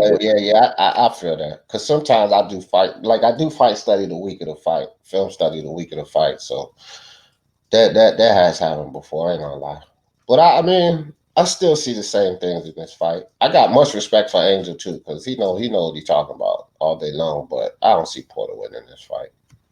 Angel gonna miss on that one. I could see it. I could see him winning. I mean, no. I can see an upset. Just watch my video I just put up. Like, so I'm not saying it's, oh, ain't no way Porter gonna beat Spence. But you're picking Spence. I'm picking Spence, right? I'm picking Spence. I'm not gonna change my pick. I mean, I'm still picking Spence by decision. So. Yeah, I mean, I think another thing too is, now this is just for the prediction league purposes, and you guys think about this for prediction league purposes. Man, they'll rob the shit out of Porter, bro. It's gonna be hard. I'm like, he's not gonna get a fair shake on those cards, bro. Nah, it's the PBC and they about money. He PBC too. Yeah, but hold on. Let me finish my thought, Black. Let me finish my thought. It's the PBC, and Spence is worth more to sell, bro. That's what I was getting. That's what I was alluding to. He gonna make more money if he won that fight. He gonna make more money for them. Porter ain't gonna be able to sell like Spence. I just have to say this or combat that. Pretty much, if that was the case, then why didn't he get the Manny Pacquiao fight? If that's what they're trying to do, you know what I mean? Like, build him up to be the next star. I believe that. The guy that can't sell out the family dinner. I don't know, bro, because I don't understand the logic of the way the PBC moves. So you can't get me to start explaining that bullshit, because I don't even understand how they move, dog. But you just created a theory. That's a theory. That's what is it called? What'd you say? I created a what, Black? Say it again. Say it again so you can hear yourself. A theory. You made Shut up up. this. You Say it hold again. on. You created a narrative like they gonna rob Shawn. Oh, now you done changed it from a theory to a narrative. That's your theory that they gonna rob That's a Shawn. theory. It's not a narrative, bro. I don't push narratives. I debunk them. It was a Okay. theory. It was Well, a hypothesis. don't Bro. even It was bring a it up if you don't thought. want flame for it. Don't Man, bring it up if you don't a want nigga flame. can't have a thought in this I world. don't believe that they gonna rob Shawn if Shawn. I in think the they fight. will. I think So that that's a possibility. They'll rob Nah, him. I you think out it'll there. be a draw if anything. I don't think they'll rob him either, Definitely but won't see no I don't draw. think because of certain people who feel like Errol Spence is so popular, more popular than anybody on the planet and shit, that they're gonna just rob Shawn because of that, because they can make more money with Errol. Like, nah, I'm Wow, not the buying crazy that, bro. shit the I'm PBC not do buying over that. money. Look at man, it's it's all about money over there. Hey, Jamal Wright, this is your time, bro. You want to get on? oh please, I'll body that dude. Do We you want to already get bodied on? him. Because Man, at the end of that's the day, another bro, Mickey like, Ward. Mickey I Ward think 2.0. you've been making comments the last few live streams or something. Mickey It Ward was like really 2.0. one. Hold on, D. You made like one comment and then you kind of got ghost. So I could put the link in.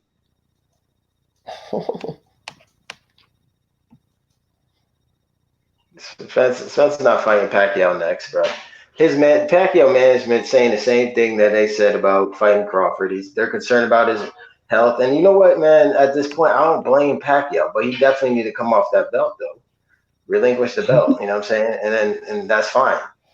Yeah, because Pacquiao ain't just holding up Spence, he holding up Bud too. Hey, By holding on to what's that belt. crazy too? You know what's crazy too about Keith is that Man. as soon as he realized he wasn't gonna get the Manny Pacquiao fight, now all of a sudden you got to get surgery. Yeah. You see how that shit went? Yeah. This Mm-hmm. nigga was crying for the rematch at first, wasn't he? When he telling like Oh Manny Pacquiao wow, sign a contract, wow. let's get it on. Now that you didn't get the Manny Pacquiao fight, I don't know what happened between negotiations, whatever, but now all of a sudden you hurt. You got this surgery, you got this cast on you. You know, this shit, man, bro. I don't know why Come y'all on. surprised about that. Not with Keith Thurman, bro. That with Keith Thurman. Spence ain't no psychic. He predicted that. He predicted Hey, Jamal that as Wright, a man, come golfer. on. Is you gonna reply in the chat? Am I missing something? Fuck. Man, he done left the chat, bro. He another Mickey Ward. That dude out. As soon as you talk All right, hold that, up, real quick. Shout out to my dog Bruce fucking Vane in the chat. He says, well, hold on, let me get the other screen. So. Thank you. Yeah, shout out to Bruce Vane. Thank you, Bruce. Chill out. Hold on, D. Let me read this. Okay. Bruce Vane says he right. They will rob him. They have invested too much into building Errol Spence up to be something he's not. You've seen it with Tyson Fury. You've seen it with Canelo. They can't sell Shawn Porter. Yeah. It's gonna make sense now that Bruce.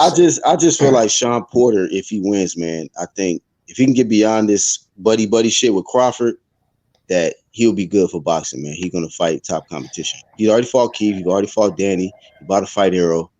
I mean, shit, you done fought all the top guys except for Bud Crawford. And I mean, Errol's showing us that he don't want no smoke with Bud, bro. He got his trainer talking out here stupid.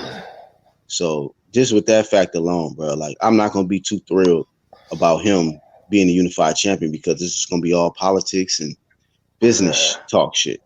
He been ducking Crawford, man. He's been ducking Crawford. You know what I'm saying? Since Crawford got to the division pretty much. Told him get a belt, then I'll fight him, got a belt, then I don't know what happened. Then, said he didn't do enough to fight him at the welterweight division. Then he turns around, fights Mikey Garcia instead. So, you know what I mean? He's just ducking in general. Right. But I do feel like, again, I do feel like Errol Spence, if they truly were building him up to be this next star, then they would feed him to Manny Pacquiao.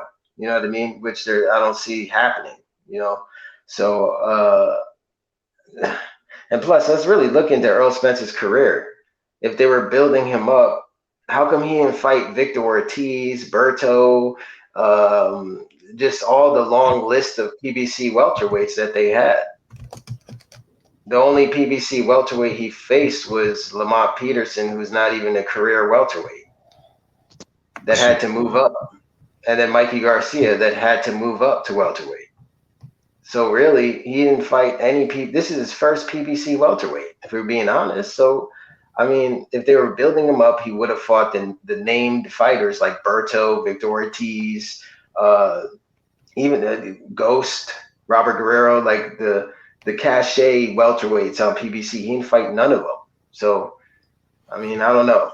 I'm just saying, I don't think they have much invested in him as much as we want to give credit for. I think it's his fans that are diehard, behind him. But I mean, they could rob Shawn though. I mean, you know what I'm saying? we've seen weirder things happen. So.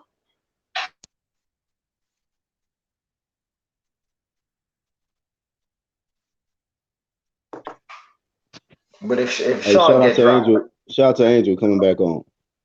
all right, go ahead. Yeah, man. All right, okay. I'm about to bring him on right now. Yep. What do you think, Angel? You think Porter will get robbed? One moment. Hold up. I got a call. Hold up. I'll answer that in a bit. Give me a second. This just sounds like a Nokia phone. To be honest with you, but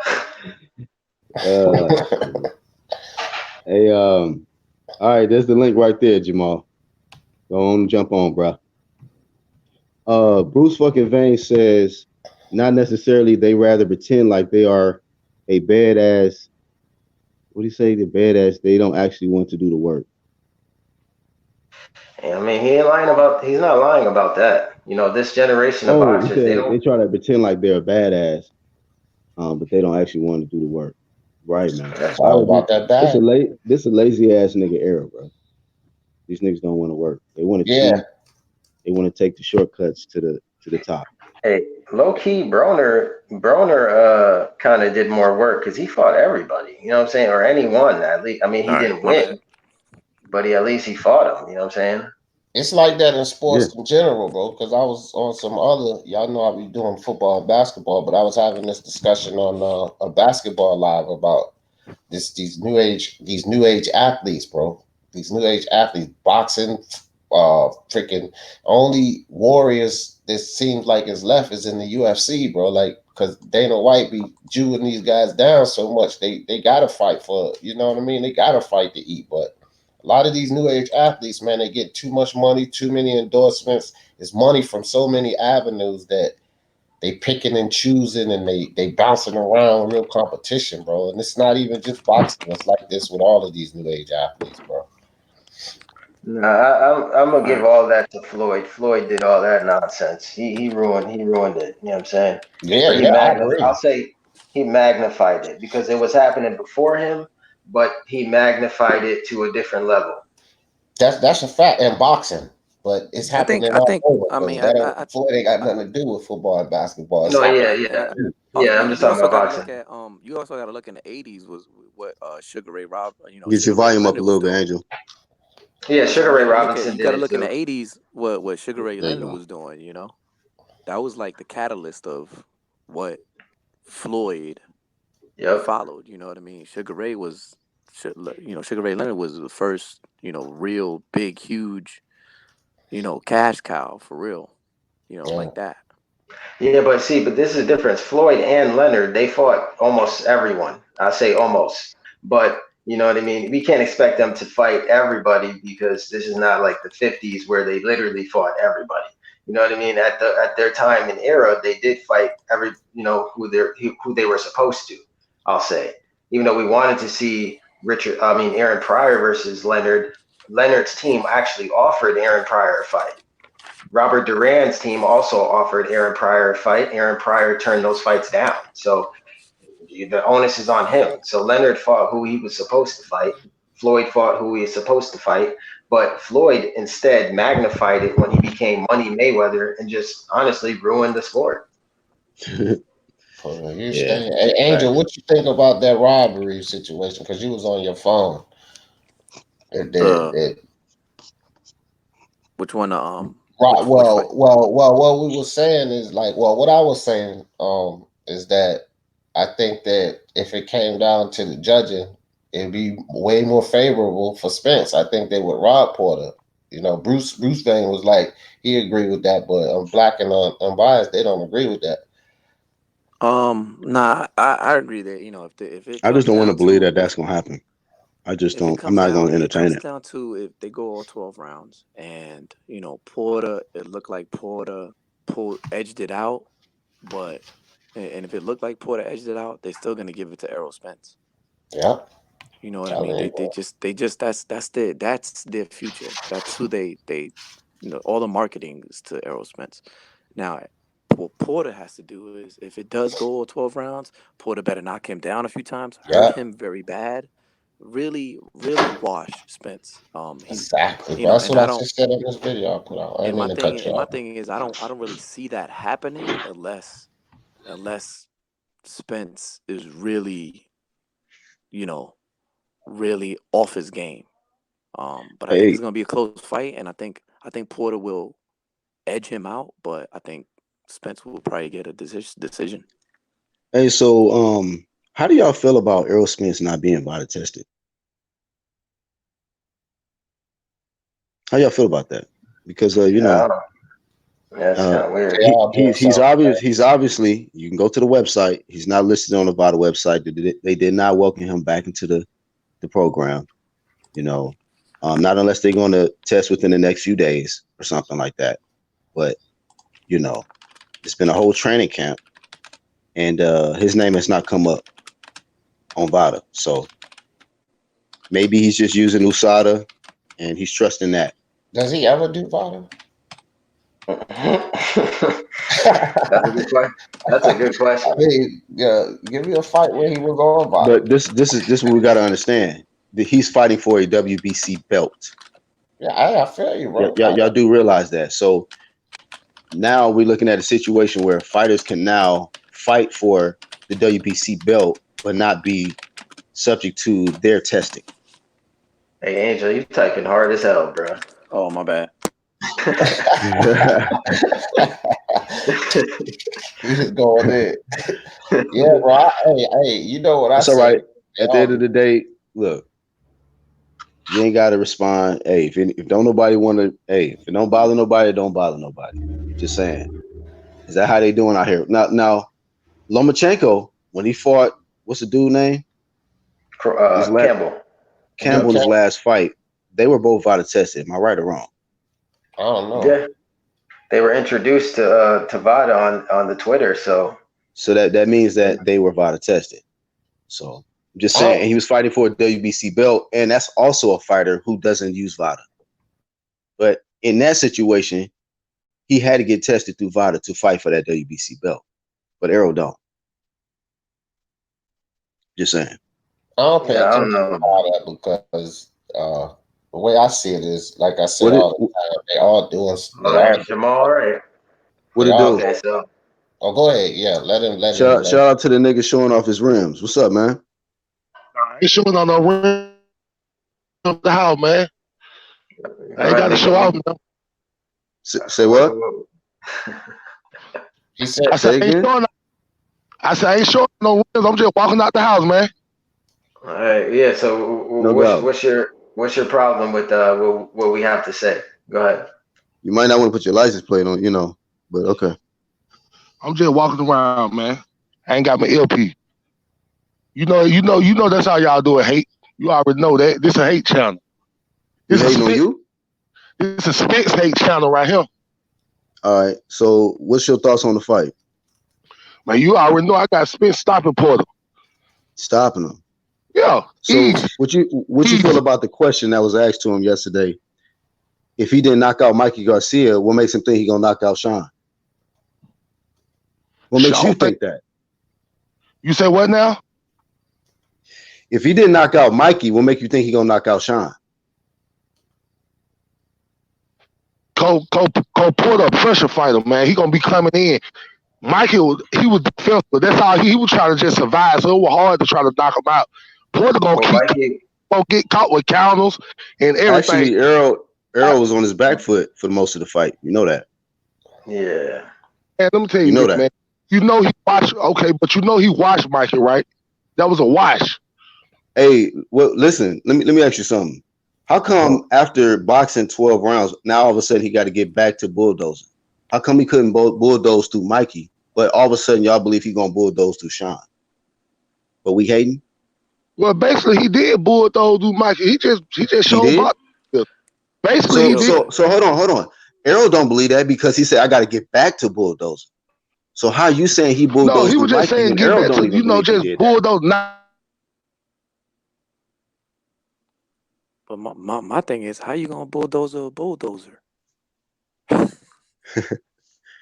Jamal Wright, man, you lost, fam. I don't know what point, Like he's Shawn saying that Porter's he did Shawn bulldoze Porter's through Mikey. Mikey said I got to get back to bulldozing. I mean, Errol said I got to get back to Shawn Porter's bulldozing middle against name Shawn. is Bulldozer. Running back Shawn Porter's middle name is bulldoze Porter. Bulldozer. Like Shawn Porter played football. Come on now. Let's who's gonna bulldoze who now? I just want to ask JW. I just want to ask you this, bro. Give us a breakdown of how this man is going to stop him. Like, break that down. Oh, he done left out. Because Yeah, he I can't. mean, you got a lot of people that say this. Like, even he knows the sports. Like, I asked him, give me the breakdown of how. Like, I like to break down fights. I like to tell you how it's going to happen. Give me the breakdown of how Spence bulldozers and stop. Oh, he back. Give me the Yeah, breakdown but of how Spence All right, bulldozers. hold on. All right, bro, he's what just gonna happened? say easy. In fact, Hey, you dropped your phone, bro? What's happened?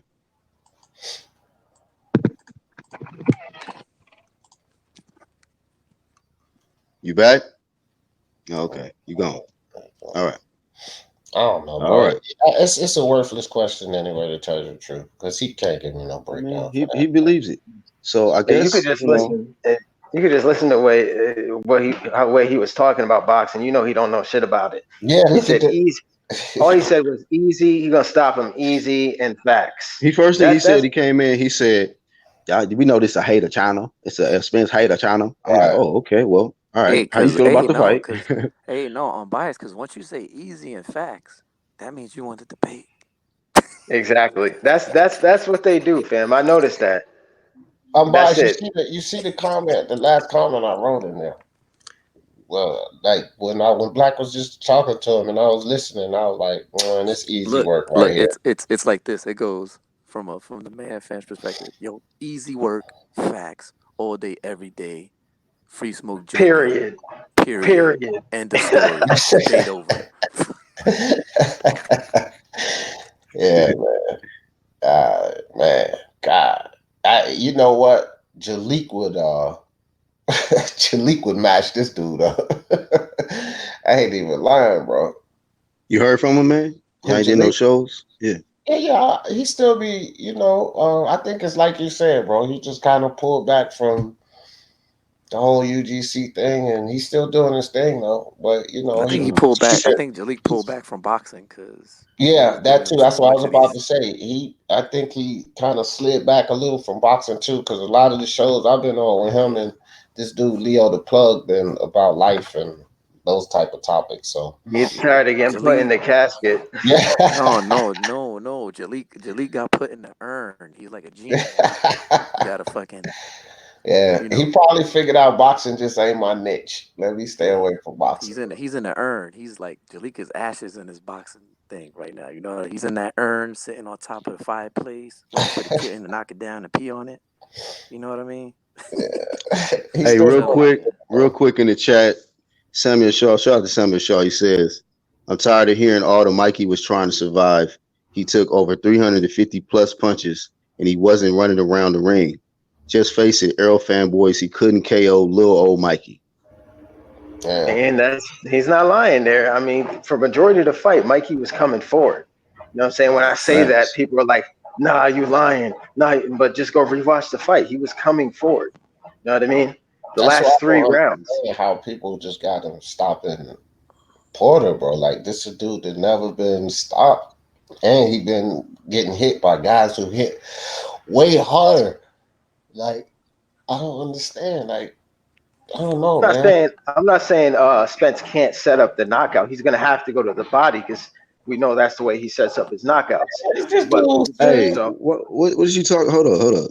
I just let everybody know, like, bro, you ain't gotta fake it, bro. Like, I didn't kick you off. You trying to get back on? You jumped off. The link right there. Get back in. Ain't nobody kicked you off, dude. You was showing off your beamer and then you dropped your phone or something. I don't know. I don't know what happened. I mean, the link is right there, bro. We was asking you to come back. I had a question for you, so jump on back on. Just make sure your signal's straight. Yeah. You might be too far in from that Wi-Fi box. Bring your ass up in here, man. You know, good and well, we're not ducking that, bro. Come on now. All right, look, you need to kill that hate talk because I'm a Spence fan, a huge Spence fan, and I'm right up here with these fellas. Ain't no hate going on up here, bro. He was talking to the UGC. That's all. Oh well, I don't care who he's. I'm with the UGC right now, nigga. I'm up here. Ain't no hate going on in the UGC. So just kill all that from another Spence fan. Ain't no hate. These cats be spitting facts. You just he'll probably drop Spence in a week, just like how you did the Charlo twins. You know, so give it a week. I'm a fan of boxing. I'm a boxing. Exactly. Thank you, Andrew. Right. Boxing first, boxing second. I always say that. Like, that's why I can drop Charlos and it don't mean nothing to me because boxing first, boxing second, Black. You know. Hey, I got my favorites who I'm biased to. Obviously, you see in my name, unbiased or biased. So I'm biased to some of my fighters, but they can still get the flame when I don't like what they're doing. You know what I'm saying? So that's why I'll give Crawford flame if Porter wins this fight. And they talking about they don't want undisputed. Crawford getting flamed because he's been up here saying he wants undisputed. And if you don't go for it, you're gonna get flamed. I mean, all the stuff he get flamed for is the stuff that he didn't say that he's not really living up to. That's why he been getting flamed. And the rest of y'all just been mad because we've been flaming him based on shit he said he gonna do. It's simple shit. Yeah, man. Yeah, like me, I'm from New York. Obviously, I'm a Danny Jacobs supporter. I'm a big fan, right? But Danny Jacobs gets this flame too. You know what I mean? Yeah. I criticize him too, but hey, and you gave Wilder flame too. Where's Charlo at? Right. Where's Charlo at? Who's the road runner now? Who's the road runner now? That's the question. Who's the road runner now? Danny or Charlo? It's Charlo talking about Danny's the road runner now. Who's road runner? Hey, and Black Horseman gave Wilder flame. Me and him, the first debate me and Black Horseman ever had was about Wilder. Yeah. Defend Wilder a lot. And Angel too. Angel gave Wilder flame too, and he even has pictures with Wilder and whatnot. He's a big fan of Wilder. So we just, you know what I'm saying, we don't switch with the fighter. No, we don't. Like I'm still get this equal opportunity flame, man. Straight right. Up. And I'll be put on record. I'm still a fan of seeing that nigga knock somebody to, get in there and just knock somebody the fuck out. Like he just got extraordinary power. But at the same time, I ain't gonna fucking condone the bullshit that he out here doing. You can say we the UGC's the chenn channel. We can give you this flame. Whoever, so what you saying, Black, is you understand why I cut the Charlos loose? All of a sudden, after everything, like just out of the blue, wasn't nobody. All of a sudden, you, bro. Again, you don't listen to my shit. No. Hold on. You know why? You know what's so funny to me? It's because the week prior to that, who was on live stream? I'm like, oh, those your boys? You remember that? You know, I got a sharp mind. He was like, yeah, nigga, you know how long I've been whoop-de-whoop. And then the next live stream, you like, man, I can't fuck with these boys no more. I'm just like, okay, so let me put up an argument about me not watching your videos, knowing you a big Charlo supporter, and all of a sudden you drop them the next live stream. Now let me put it in context because this is what you like to do. You like to change the context. I shout out the 1-2 kid in the chat. I say, yeah, I'm a fan of this. But I flames them too. I got videos. I started. Hey, Jamal Wright, why you ain't come back on, man? Come on now. Don't duck, bro. Don't duck. Don't try to act like we kicked you off. I'll put the link right back in the chat. Come on now. One kid. Jamal got shy. Come on now. Don't duck the smoke. Now, he better than Mickey Ward. He at least got on for a couple of seconds. He came on smoking, so we want some of that smoke, man. Come on. Come on, dog. We want to hear it. Started to make a point, then your phone dropped or something. Shout out to 1-2 kid though. Hey, the link is right there for you too. I will say this: I noticed a lot of Charlo fans switched up after the Korobov fight. Then people were like getting back to their senses, like we've been telling y'all, Charlo just not that good, but they don't want to listen. So, all right. Yeah, y'all go ahead. Hey, y'all go ahead. I gotta take care of something real quick. Look who just jumped in the chat. Don't get bodied, D. Mickey Ward, he done ducked me on here. He done ducked the debate cage. Mickey Ward, you you need to just go You somewhere better with that. not duck me, son. Hey, Don't duck me, the link is right there. The link is right there. Mickey Ward just jumped in. Mickey Ward, man. Mickey Ward, what are you gonna debate about, bro? You don't even really know boxing. You can pick the Y'all like my topic, new probably your favorite avatar? topic, and still get bodied. You like my new avatar? I'm next to Mario Barrios. Oh, he's fighting this weekend, right? Yeah, man. It's gonna be a good ass fight. That's why I put him as my avatar. It's me and That's what's up, bro. cool kid, man. Mario Barrios, cool kid, man. Hey, what y'all think about that Chris Colbert fight? Okay, Oh, who here's is this? Jamal. Hey, I missed it, bro. I heard he knocked him out in one. Jamal back, Black. Yeah, man, my bad. Yeah, I don't know What you what. talking about? I know he I back. don't know what Who? phone, man. Yeah, we don't know either, man. You can't be coming on with the Boost Mobiles and shit. What was you saying? What were you saying about it? Nah, go No, ahead. hold on, let's no, go ahead, Jamal. Go ahead. Speak your mind. Let's hear what you got to say. Break down the fight. Spence versus Porter. Break it down. Come on, man. No, before the phone, Uncle, y'all was saying something about Mikey and Spence. I was saying y'all know that was a wash, right? He washed Mikey 12 rounds. That was a wash. He didn't even have to bulldoze Mikey. It was that easy. But wouldn't bulldozing him be easier than going a full 12 if he would be able to stop But him in 5? did he beat him 12 rounds? Did he beat the fuck out of Mikey 12? No, but you just said it was easy. I can't even hear him. Wouldn't going 5 rounds be easier than going 12?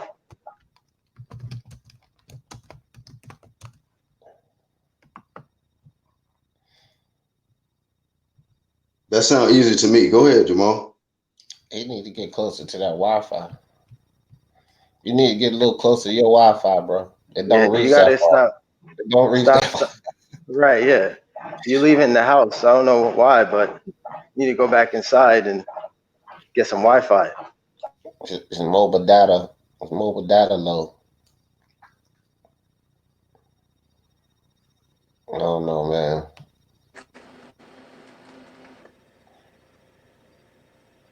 Oh, Mickey Ward said he at work this time. That's why he can't jump on. Okay, I got you, Mickey.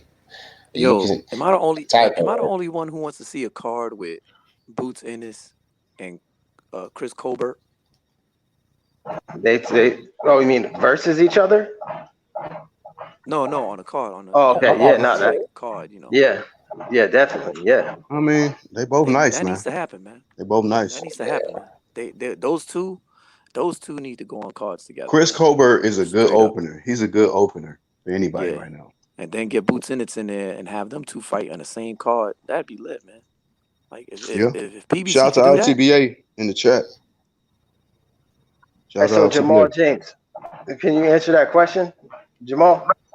My phone keeps. I say it again. Damn, bro. All right, bro. So how you got expensive cars and cheap ass phone? Come on, dog. Come on, now. What you saying, though? Did he freeze out again? Come on, man. No, man. Go ahead. You got that freeze mobile. Okay, so I asked you, wouldn't it be easier to go 5 rounds and bulldoze Mikey than go 12? Because you said it was easy. So wouldn't it be easier to bulldoze him and go 5? Yeah, it would have been easy, but Spence had to show he got skill. So y'all were talking about no boxing. Okay, Jamal. So if he outboxed him for 5 rounds, right? Wouldn't that show us that he has skills? Talk about Porter. I already know. Watch Mikey. That shit over and done with, bro. That shit get no kind of. You can't credit him about that fight for shit in the world, bro. Let's go on the Porter now. It's over. Okay, well, moving on to the Porter talk then. Do me a favor, bro. No, real quick. I want to ask him before you change subjects or anything. Like, I was staying on subject. So go ahead. What's wrong? Hey, what's wrong with Errol Spence just going in there and outboxing Shawn? What's wrong? Why y'all can't just say he gonna go in there and outbox Shawn Porter instead of saying he gonna go in there and bulldoze him and knock him out? Nah, why y'all put so much pressure on Errol? Now, cause he got to make a statement. This is a statement fight right To here. who? To Well, who? wait. How come? Whoa. How come he didn't make a statement with the little guy coming up 2 divisions? Like, you shouldn't be coming here playing with the boogeyman That's of the this statement to division. make right there. He did make a statement. You watch the nigga 12 rounds, outclass him, beat the shit out of him, 12 rounds. Nah, No statement. no, that's not a statement. A statement would have been outboxing him for 5 rounds, showing us that you outboxed him, and then stopping him. That's what a statement would have been. Man, Yeah. the honest man, I could call him wanting to stop the fight, man. That shit was over with. Spit was No, beating no, the shit. no, no, no, no. Don't put the onus on Mikey's corner. I'm asking you why Spence didn't do that. Technically, Not Mikey's corner, but Spence. stoppage. When they ask you, we're gonna stop the fight. They really stop it, but he just wanted to keep fighting. Spence really That was really a stoppage. Spence just wanted to keep fighting. Okay, you got Wow. it. Hey, break down Spence versus Porter, man. Go Yeah, ahead. that's all I want to hear. Just break down the fight, bro. How you Man. break down that fight? How did that fight happen? How did Spence stop Porter? Explain that to us, brother. man, Spence going to the body, then he gonna keep coming back to the top. You hit that body shot, you know, Porter prone for getting Porter prone. Then Porter a pressure fighter. So he ain't gonna stop. So he gonna get countered with a lot of punches. Eventually he gonna say, you know what, I don't want no more. That's how I see.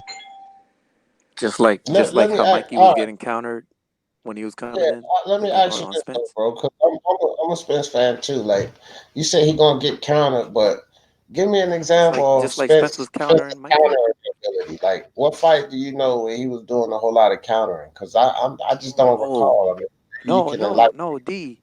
He was countering Mikey like that, man. Remember, he was countering. Spence was countering Mikey. Man, come on with that, Angel.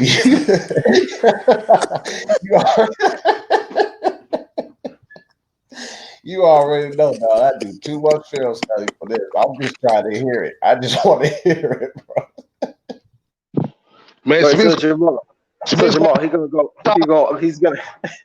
Jamal, he's gonna go up top, then downstairs, and then what? How else? What else is happening? thing Spence been doing to the last.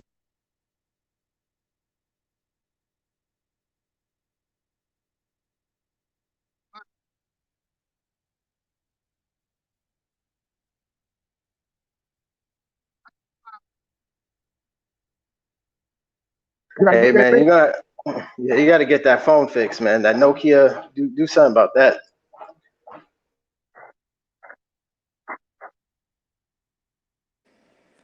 Yeah, he need to switch his Alton digital phone to something, at least a Galaxy S or something.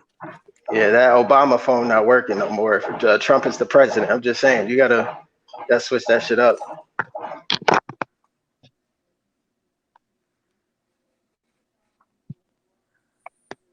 Yeah, but anyways, man, yeah, back to actual boxing talk, because I don't know what the fuck is this dude talking about. That was exciting. That was kind of You know what he sounded like? He sounded like Derrick James trying to debate us while he drunk. He was like, Spence gonna get him in the body, and it's gonna be a wrap. Hey, man, he sound like James standing in the middle of that ring talking about why Crawford don't deserve to fight with Spence. He sound just as drunk. Crawford don't deserve the water was that like, oh, is Spence this dude spit serious? out in the ring. And then his explanations for it though was even worse. It was worse to make the statement that he don't deserve to fight with Spence, but then his explanation for it was even worse than the statement, bro. I said, Crawford "Wow." can't even hold Spence's peanut butter and jelly and egg sandwiches. He I'm can't biased. hold a candle to my guy. I'm biased. You know why? I sent that video to you and just instead of just doing a video on it because I knew that you could put it in better words than I could, bro. I ain't even gonna lie. I said, "Oh man, he gonna have fun with this one." So that's why I just sent the video. I was like, "Bro, check this out." And I couldn't believe what I was listening to, honestly. Man, that was crazy, bro. I was dumbfounded by that. Like I done heard some dumb shit, but that one just had me dumbfounded. I was like, man, is this dude serious, bro? He losing all You know, bro. I mean, But you know what? Hold on. You know what kills me though? If Canelo's trainer said that about whoever, they'd be killing him, Charlo. right?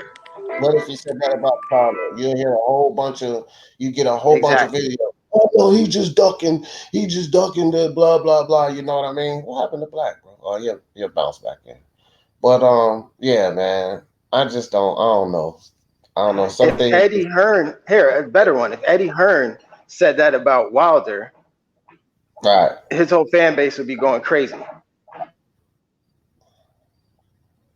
Right. I mean, like I said, man, I don't agree with the fanboyism of the sport. I always go at these narratives and stuff, bro. I just do. And it don't matter where they come from. I always go at these narratives because narratives are ruining the sport, bro. They are lying. That's the problem. A lot of people got to understand. All of these promoters are crooked, bro. It don't matter what narrative you pick. You got to dig through all this nonsense and figure it out for yourself. Because it don't matter what side you jump on, what narrative you pick. You're listening to a lie. You got to use deductive reasoning. Get in there and figure it out for yourself. You can't ride with no narrative or what none of these promoters say because it's in there the job description to deceive and lie. So if it's in their job description to deceive and lie, how you gonna believe any of them, bro? Any of them. Just give me the fights I want, and I don't care about any of that. Who's Just saying, deceiving? Who's a money hungry or any of that? Just give me the fights I want. You know what I'm saying? Because listen, let's be honest. Even Al Heyman, you know, he has, you know, some fighters over there aren't getting treated well. You know what I mean? So it comes down. For me, it just comes down to who's giving us the fights, and that's not PBC. And that's just my opinion. You know, the Top Rank got to step it up too. You know, Better Be versus Vostok's probably the best fight they had for the year, to be honest. So Bob is this is the thing with deception, bro. And that's why I said they all lie and deceive. This is the thing with being deceitful. Bob is more equipped and more prepared than any promoter in the game with deception, bro. He's a pro at it. That's the thing. He's easily the most deceiving promoter in the game. He got way more experience than all of them. So all the dirt and the nonsense that he do is going to be hidden a lot better than all of them. I mean, well, I think Al Heyman is probably the best at it because you don't see him. He's not in the media, and we don't get to talk to him, so we don't get to ever see his mind state. Where Bob, you can hear he's lying. You know what I'm saying? You be like, nah, Bob, that don't sound right. But Al Heyman, you don't know anything. You know, he's just behind the scenes. So it's harder. You know what I'm saying? That it is because PBC is exposed for being the worst. Like, you know what I'm saying? Who don't know that they're the worst for boxing, bro? Well, you see, this is making the fights like they known to be the worst. So how you deceiving it? For me, it's case by case. For me, right? So when I say PBC, you don't hear me saying Al Heyman. I say PBC. Al Heyman he's stopped fights himself though. Previously, he has. But PBC is the way it's structured is that the fighter gets to choose if he wants to fight you or not. So hence the fighter can duck you if he pleases. So that's why I have my issues with PBC, where I mean we may hate the way that Don King and Bob Arum ran things, but we got the good fights. So you know, it is what it is. Yeah, Bob's a snake, he's a piece of shit. We all know that. But just give me the fights, and I'm cool with that. I think Eddie Hearn, by far, right now, is doing the best out of everybody. That's just my opinion. That's what I said too. Eddie Hearn is out of these promoters or whatever you want to call him. He's doing the best job, bro. He's doing the best job, and plus he's responsible. He's got a lot of responsibility over there at DAZN, right? I think he's a partner now. Angel, you know. Yeah. You would know, Angel. What's the deal with that, Angel? Bruce Vane in the chat, he know too. What's the deal with Eddie Hearn and DAZN's relationship? Like he's a part of that whole thing that's going on. So my thing is you gotta give him credit other stuff going on there too. Eddie's not by no means the boss over at DAZN at all. Eddie is just a go-between. Eddie, he has more power than Oscar with DAZN, that's for sure. But Eddie is more or less. Eddie is an advisor, like a Al Heyman kind of figure Right. for pretty much for DAZN. Is just Eddie advises DAZN on what cards to make for the most part, but does he really manage most of the funds? No, he does not. Well, he giving them good damn advice because they doing good. Eddie, he runs the boxing operations for Oh, the most hold part on. for DAZN. What's up, man? In cahoots with others at DAZN and Perform Group. Well, not Perform Group anymore. It's a different group because they sold it. So that's a tongue twisting name right there. Main man, made man. That's sweet. Yeah. That's sweet though, but that's a tongue twister. The What's thing going is, on? He said, people think really that like Eddie has say in DAZN. That Eddie does not really have too much say in DAZN.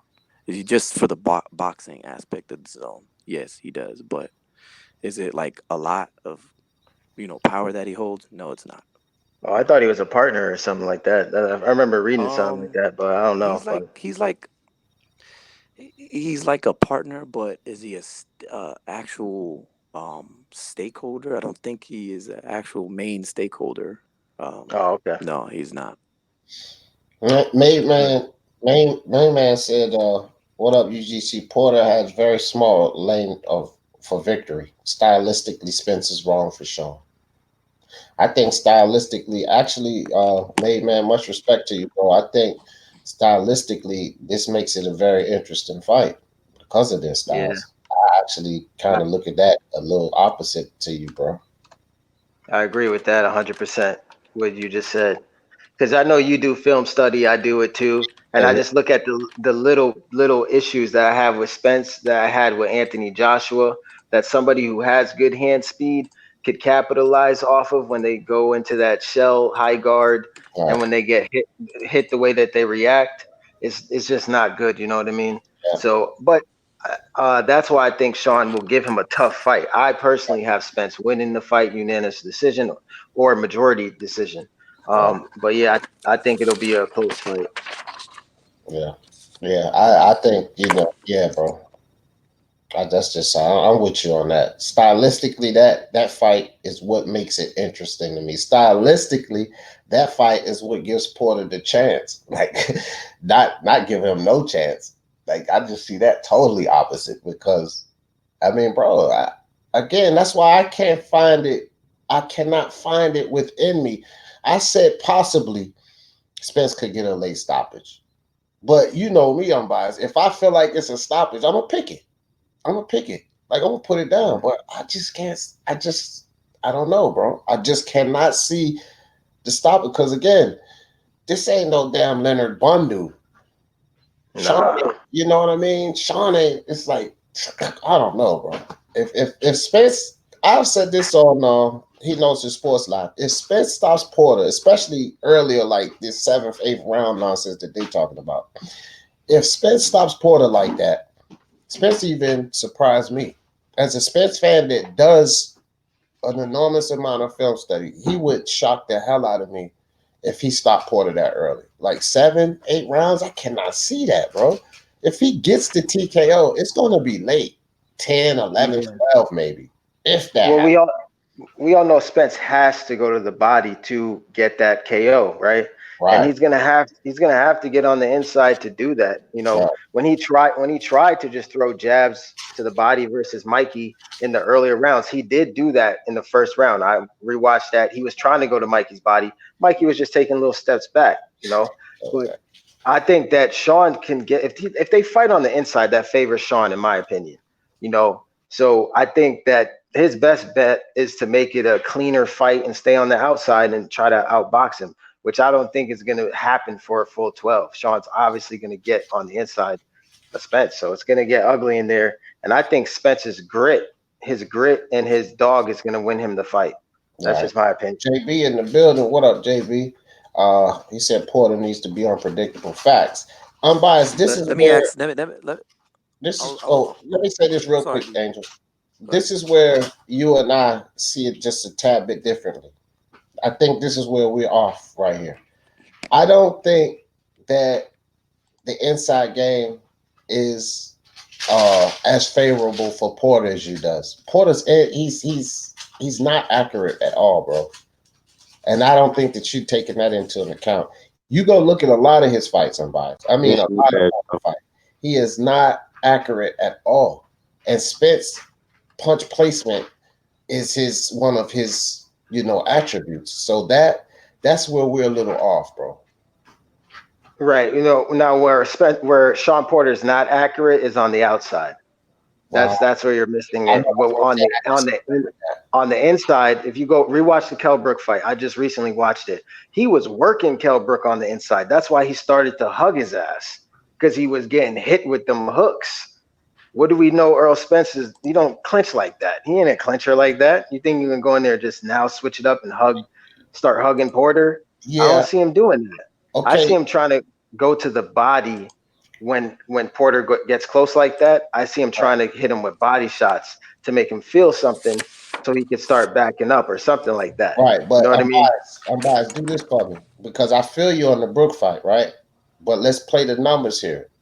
You got a point about the Brook fight, but go look at the Thurman Garcia Ugas fight. The dude is inaccurate inside. That's 3 fights to 1, bro. And Oh these are no, he was. fights.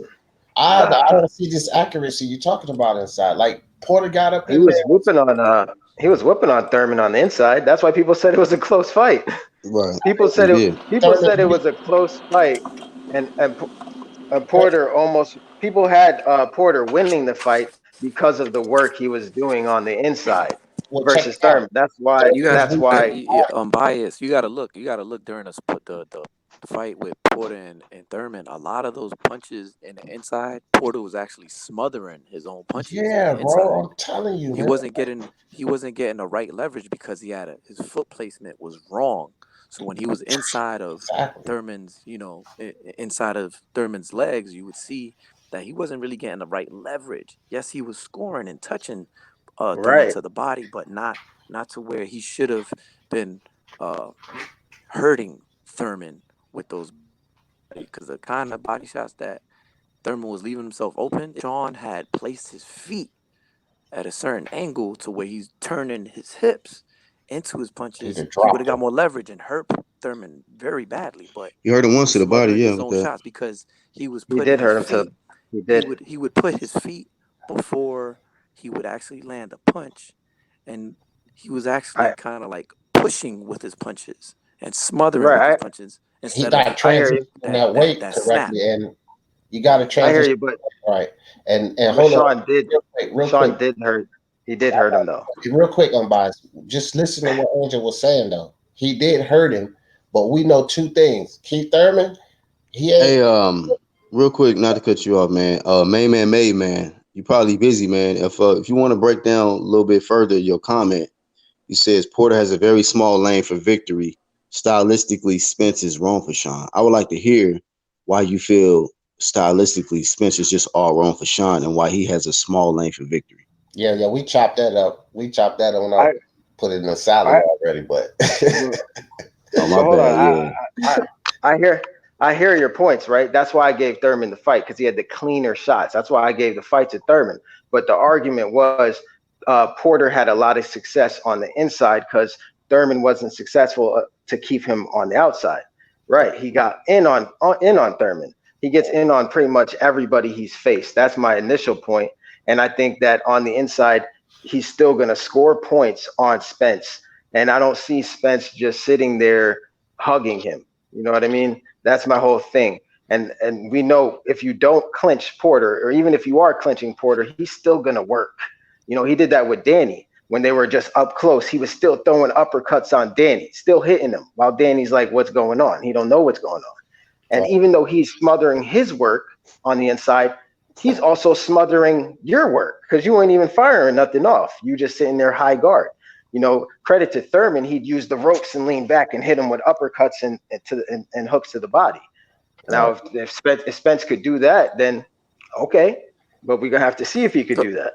Thurman even said he got tired just from, even said after the fight, he just got tired even like after he got tired during the fight from all the pushing and like bulldozing, if you will, that Shawn was doing during that fight. That's where he got really tired at. That's why you saw, Thurman during that fight, he's jumping all wild, crazy. They was both really athletic during that fight. If you look, like that was an athletic masterpiece by both of them. Like the way they was jumping in and out, throwing these combinations at each other, they was just really swinging some leather. And the way the agility that both displayed in that fight, that was something. It was something to see, man. That was a very entertaining fight. But the thing is, Thurman even said the way Shawn was coming in, just that alone makes you tired. It just makes you tired. Somebody that's that damn hyper in a fight, it wears you out. It wears your legs out. Somebody coming in, leaning on you, smothering on you, even though they smothering their punches and yours, is gonna make you tired because they're actually leaning on you. So imagine, We like, seen Hey, he low key he do other we haven't shit seen like hit you on the shoulders and shit too. Like exactly, yeah, hit you on the he do shoulders, little hit you on shit, your foot, low key hit to you on kind your of wear you down. forearms, hit Yeah, you on your elbow, your bicep, your inner bite. Like Shawn will hit you everywhere, anywhere and he everywhere rough you you up. can hit you and land. That's where he gonna hit you at. and people gotta be honest about this too. We done seen Shawn Porter go the distance. You know what I mean? But the first time we watched Spence go the distance and with Mikey, he looked a little winded in the And 11th and 12th round, bro. He looked and like also he was D. Let me When say you dropping this. 30 pounds for a fight, yeah, shit, And let me you say know this. Let me say this. People want to bring up, oh well, Porter got knocked down by that could play a key AB. factor in this fight, man. But wait, Porter, people want to be like, oh, Porter got knocked down by AB.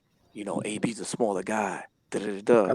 What y'all don't he was realize drained. is, He's and some of drained. you mental midgets out there realize is, Porter got caught coming in and he was off balance, and that was a flash knockdown. yeah. Porter was not really hurt. It was more of a surprise, like, oh shit, he caught me off balance. And that's exactly what happened.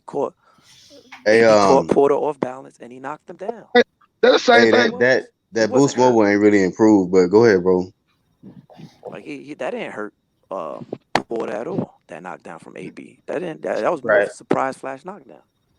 What if you really say when Porter got hurt was when he fought Keith and when he fought Danny This nigga Garcia? Angel Danny like was fuck laying that. What that nigga talking about? Danny was laying some crazy leather on Porter. Like Yeah, he he was. made Porter buckle a couple About him times, but keep he talking. still stood up. Anybody else that Danny hits with those kind of shots is going down.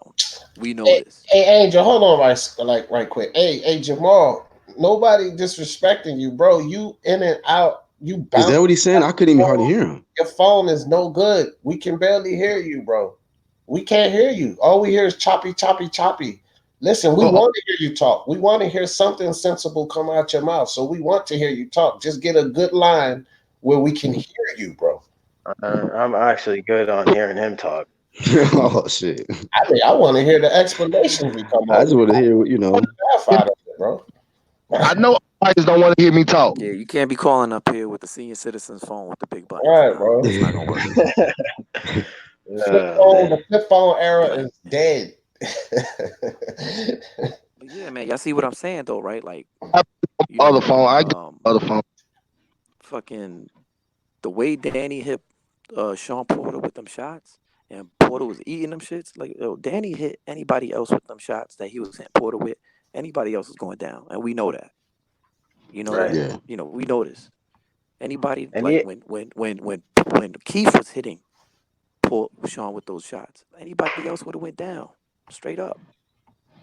I said that, bro. Man, I done said that so many times. Like, this is why I don't see how, like, I did this video looking at Porter and the Danny Garcia fight, man. Danny caught him so clean once when he was coming in. And Porter head went back and he did not fall. And I'm like, hit where does Porter Spence get this power with from? multiple times with them dude, shots. Multiple times. this dude Danny hit him with the three left hook, no look, Yeah, bro. back to back, and Porter was just standing there coming forward. I'm like, yeah, man, nah. So I don't see Spence. I don't. Danny hits hard, bro. Yeah, I don't see Spence stopping Porter, but listen. If he could go to the body, Spence either. That's another thing. Right. I don't see that either. No. That one, I don't see no Porter stopping Spence because I done heard that craziness too. Like, come on, man. Porter done stopped 4 guys in 8 years, and 3 of them want nothing. Like, they were absolutely, I mean, Paulie Malignaggi, I think, did some board or something. Come on, bro. Like, Porter ain't no knockout artist either. So I don't see either. I think the real question is what happens if, I mean, we know Porter gets cut, but what if Errol gets cut? Then what? Well, that's what we got to see. That's a real interesting question. Yeah. What happens? I mean, that's why Errol gets cut. If Errol gets cut, how's he gonna? Hold on. Let go ahead, Jamal. What'd you say, bro? I said, how Errol ever got cut? No, that's what we asking the question. That's what the point is, bro. Okay. If he get cut, he just get cut. That don't mean that. The thing about it. Hold on, real quick before you go, Jamal. Tyson Fury had a very tough fight, and he had a bad cut. It changed the way he fought. And he's a Class A boxer. Damn, man. I really don't feel like teaching this dude boxing because we're gonna have to sit here and teach him boxing. I mean, you acting like it's just a cut. It just don't mean nothing. A cut means a lot, man.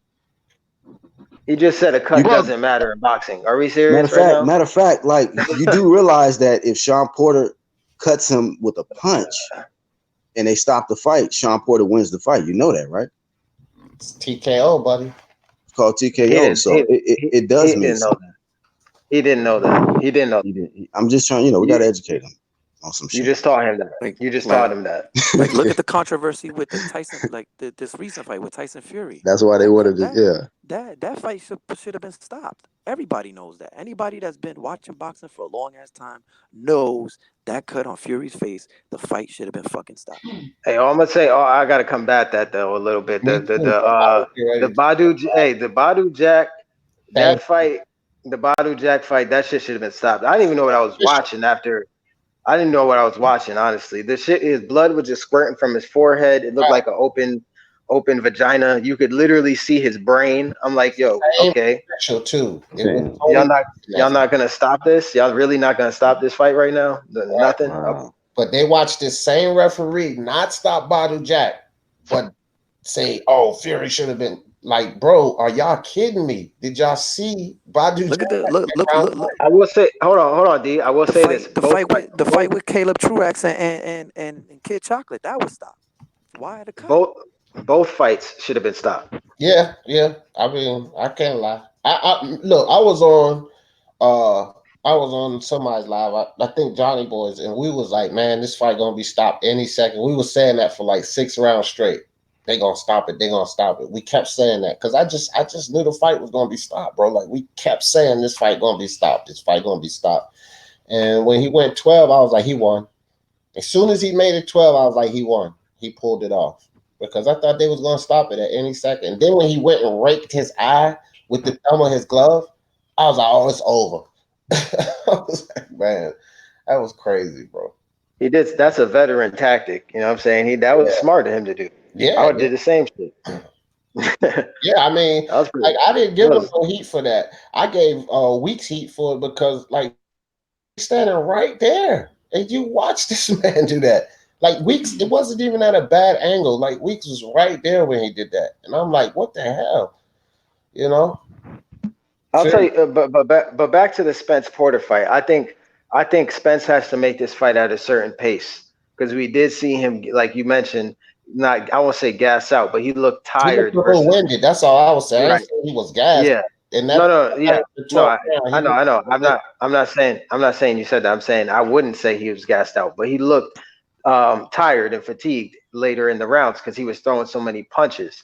Right. Now, look how Shawn Porter fights. He don't fight nothing like Mikey. He coming to wreck some shit, right. And he coming head first.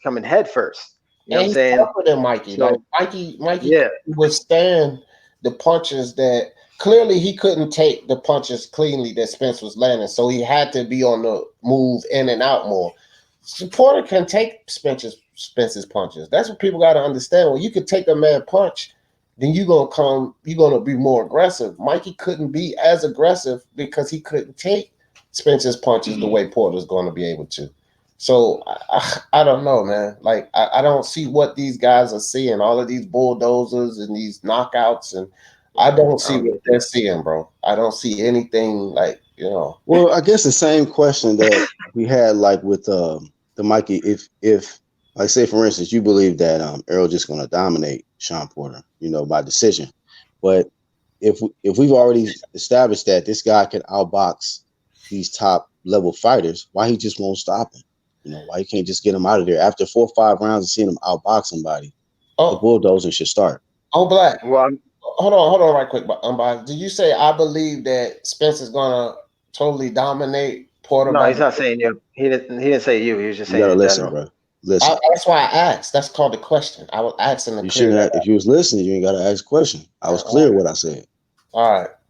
Question answer. Go ahead, unbiased.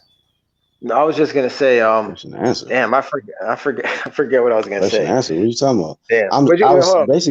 You didn't answer it. I was basically saying that if in your mind you believe that he can dominate Shawn Porter, you know, outpoint him every round, at some point shouldn't the bulldozing take effect? You know, the same thing like with the question I had with Mikey. Like you outbox this guy for like 4 or 5 rounds. So since you so elite and outclassing him, what happened to let's get him out of there, break him down, man down. Let's get it.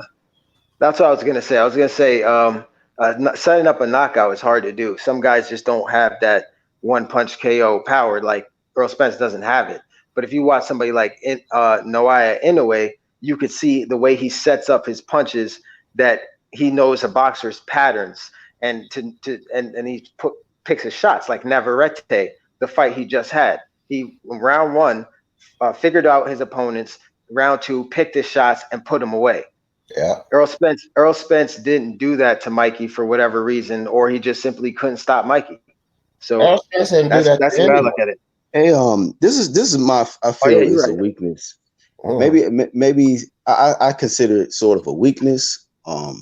And I see other fighters might have this that I see Errol doesn't really have, or maybe I'm missing something. But I feel like Errol's not really willing to take a punch to land a punch. You say he's I don't think that.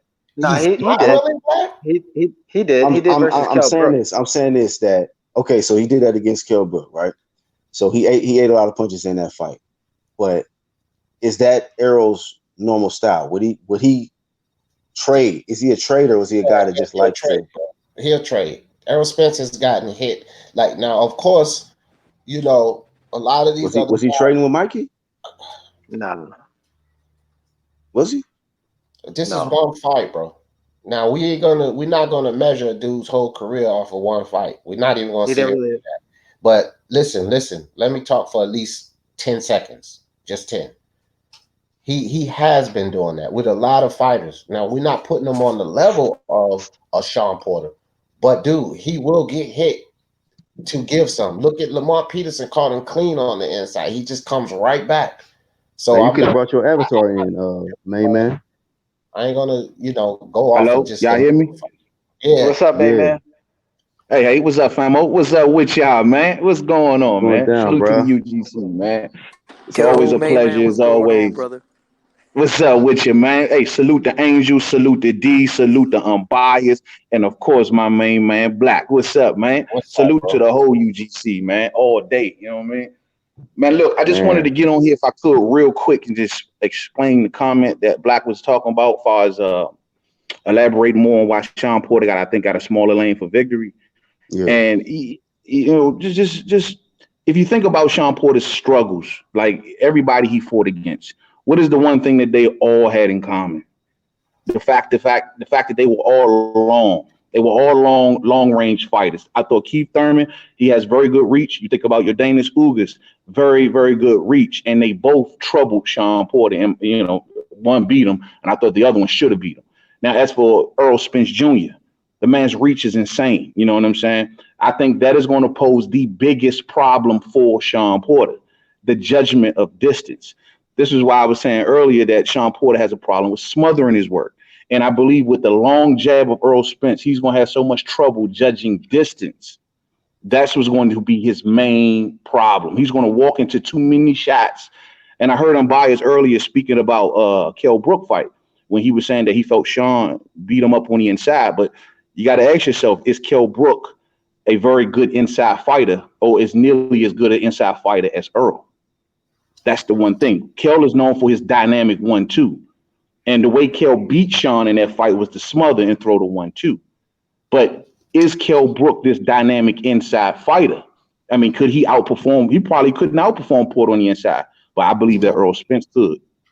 You know what I mean? Know what, man? I just feel like Shawn Porter, man, the way he feints, I think he's gonna be able to get past that jab quite a bit. I'm not sleeping on Errol Spence's jab, nothing like that, but Shawn comes in kind of aggressive, man, and he's kind of awkward. He can get you out of position and set little traps and get you and be able to get some shots in on you. And I think that I hear what you're saying with the reach and the distance, and that's going to play a major. Ugas kept that big. That's how Ugas got the best of him. He couldn't get next to Ugas, and that's why he decided to box. And if I could just say before you finish, because I want to get it all off, and I'm gonna sit back and listen. One last thing that I want people to kind of keep in mind: Errol is going up against his old trainers, meaning that he has a chip on his shoulder going into this fight. Now he wants to prove to Kenny, and he wants to prove to Barry, like, what y'all did for me was cool, but that was back then. This man is my new trainer, and DERRICK James, and I'm going to show you. I'm going to be determined to show you exactly what Derrick has taught me that has bested both of you. That's what I think he goes into this fight with.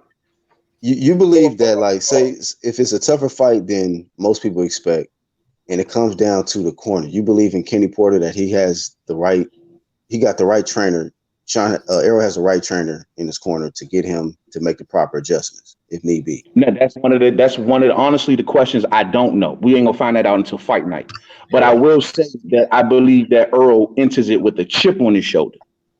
You know what I mean? And meaning I'm determined to prove these dudes wrong because they think they made me. And I want to show them that they didn't make me. Y'all just contributed. And I think he goes into that with that mindset. So, maybe I just got a question. So, what inside fighter did Errol Spence face before? And also, I got another question. If Errol Spence is going solely for the knockout, like that's his game plan, just going for it, don't you think that puts him at risk to getting hit with something big too? Because we all know Errol Spence has to go to the body to set up the knockout. So when you go to the body, you leave obviously upstairs to be countered. So if he's going to do that early, you don't think he's going to get hit with something big? Well, I mean, no. I mean, my thing is he could be, but my deal is the way Errol goes to the body is methodical. That's one credit I got to give him. Like, he never just leads off to the body. He puts that double jab on you upstairs. He lets those hands stay upstairs, and then he starts to go downstairs. It's never like a lead off to the body. That's the way you get counted. You're leading off to the body. But Errol throws maybe that third or fourth shot. That's when he's going downstairs. And I believe that's the one thing that Shawn Porter is just not going to be prepared for. And, like you said, as far as open for counters, he's also going to be hitting to the body from distance, straight lefts downstairs. That's from distance, which means Porter has to cover ground to get back next to Spence. I believe all of those dynamics don't play well for Shawn. They don't play well. Distance is the key in this fight. I'm telling you. And that's how Ugas one hit, I believe, should have won, because I believe he commanded the distance. Yeah, I feel right. But Ugas, but you can't really compare those fights, because Ugas is a counter puncher and he was countering Shawn a lot. Errol Spence is not really a counter puncher. When Mikey was pressing the action, Errol Spence stayed in a high guard, waited for Mikey to finish his combinations, and then he went and attacked Mikey. And also when he was going to Mikey's body, Mikey just took a step back, and Errol Spence would miss when he did the double jab and the jab to the body early rounds. He was missing He was missing Mikey's body. You know what I'm saying? Because Mikey was Mikey was sure to stay out of range. I mean, look, man, unbiased, Black, I'm not like Errol Spence Jr. fanboy like that or whatever. Like, I got my criticisms of him. But my deal is, in this particular fight, stylistically, I look at the styles, man. And what both men do, I believe that Errol's strong points are the counterpoints to Shawn Porter's strong points.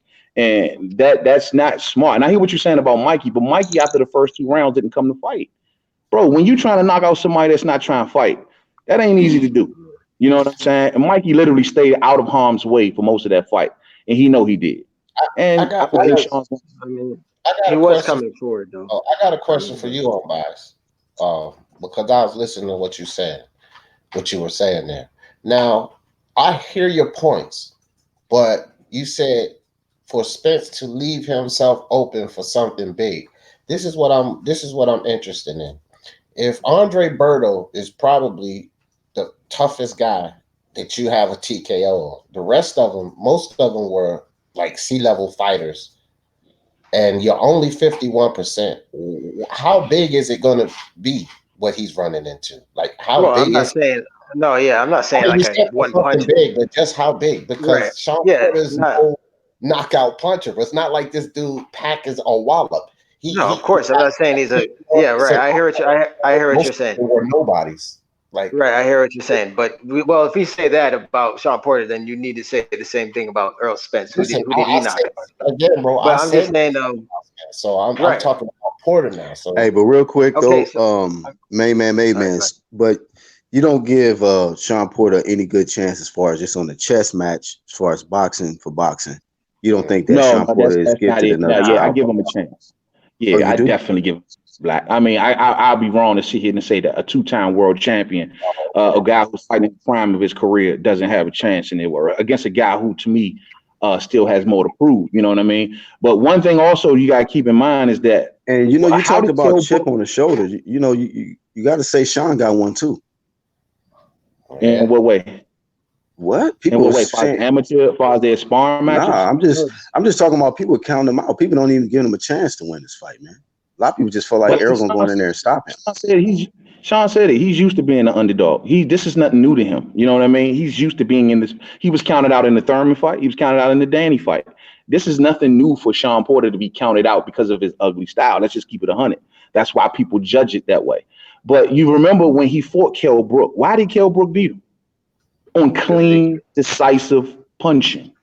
Kell Brook's 1-2 was landing so flush, and that's what swayed the judges. Well, and bear hugs too, you know what I mean? But it was landing flush. It was landing so flush, and Shawn wasn't landing clean like that. But it just wasn't. Right. And man, I agree with you there. I agree with you there with the Kell Brook. But that version of Shawn Porter, how many fights did he have at that time during that was 2013. Era, right? That 2013. He was a world champion back, right? And he was new champion, yeah. Get it? Barely. He was a new champion. He was a world champion. However, he didn't have a real test at that time from. I mean, when he took that belt off Devin, other than you know, that's Devin. What's the name? Yeah. When he fought the Italian kid, but that's Spence beat. Devin. That's right. Other than that, he went on 12 rounds with that guy. That Spence got that guy out of there real quick, right? Yeah. But other than that, Shawn didn't really have no real challenges before Kell Brook, right? And then before that fight, well, I ain't gonna say that. I think Devin Alexander was a worthy champion. Kell Brook had Devin Alexander. That was a fight, right? He beat Devin. He beat Devin. Yeah. He beat Devin, but before that, any time before that, nothing really. And then Kell Brook coming off of two fights with Carson Jones. Okay. Carson Jones is not an elite level, B level fight. He's not even a B level. Yeah, Carson Jones kind of. Wait, back then, Carson Jones was getting avoided. Yeah, but I can't say Carson Jones. Kell Brook had if you want to say Shawn had easy touches leading up to the Brook fight, it's only but fair, given the competition level that Kell fought. Shawn did fight Devin Alexander when Devin was Devin, and Kell fought nothing up to that point but Carson Jones, and he in a rematch he destroyed Carson Jones because he was at his proper weight. So it's like, I can't say that, man. I mean, Shawn is a good fighter. I'm not gonna take nothing away from Shawn. And his amateur pedigree is noteworthy. You know what I'm saying? So you can't say that. Man, can we say that Shawn Porter, that fought Kell Brook, is not the same Shawn Porter that we have right now? Of course, it's a different Shawn. And you know what else? The Shawn Porter that fought Ugas, I don't think is the same. He didn't get up for that fight with Ugas. He didn't. That's not the same Shawn Porter that just fought Danny, outboxed Danny. Not the one that fought Danny. if he didn't beat Danny cleaner than Thurman did. No, he got up for this fight. You could see it. He didn't get up for that Ugas fight. He took Ugas hella lightly because Ugas arguably, I mean, not arguably, but he went through hell with Delorme. You know what I'm saying? Nobody was high on Ugas. Let's keep it 100 at that time. Yeah. So when he fought, that specific fight though, unbiased, like you got to say Ugas fought a hell of a fight against Shawn Porter, and you can say all the other fights, but that particular fight, he did. Right? Yeah, he did. I give him his credit. Yeah. You know what else, man? Like I'm just thinking about that. Like, so a lot of people saying, well, he couldn't knock out Mikey. He couldn't do this for Mikey. That's Spence's most recent fight. So they're looking at that fight and you know how he performed in that fight. Well, what's Porter's most recent fight? Ugas, and he looked terrible. So, like, when we look at the most recent fights and look at how the last two guys looked in the most recent, because everybody talked about what he couldn't do versus Mikey. This is the whole conversation. Mikey. Let's look at Ugas, and Porter didn't look good. Right, Yeah, but then we gotta look at, but you gotta also think. I also look at it like, man, Cubans always make dudes look bad, man. That's true. Is a what? Ugas is a top echelon Cuban fighter. Yeah, right. Yeah. But look at Porter's last three opponents, then look at Spence's. Who's been fighting the top welterweights? Well, we know who got the best resume, bro. We'll say Shawn. Shawn all day. Right. Hey, but D Jefferson. Hey, one thing you got to keep in mind though, and I always got to bring this up when we talk Ugas. Earl got out the way of Ugas. Shawn took Ugas on with no problem. Say that shit again, bro. Say that shit again. Niggas don't want to talk about that. And Earl they don't like that. Literally got out the way. Shawn showed no resistance in walking into that fight. I was debating my boy about why he didn't fight him. You know, because he's like a Spence lunatic. So I was like, well, why didn't he fight Ugas? Explain that. You know what I mean? Hey, real quick, shout out to Mr. LTBA. Man, y'all know how I'm coming, man. It's your boy, Mr. 214. Hold up. Senor Dos Uno Cuarto. Hold up. Senor Dos Catorce. And y'all know I rep that UGC. What's poppin'? You already know, man. What's happening, bro? Hey, LTBA. Hey, salute on you shutting down that fool, Ellie, man. Salute to you for that, bro. I appreciate that, fam. Who is that? Main man. Oh, Main man. What's poppin', fam? Yeah, I appreciate that, man. I seen you show me love on Instagram. I appreciate that. Yeah, man. We need more like you, bro. Keep on what you doing. Man, I always say this dude the hardest working nigga in media.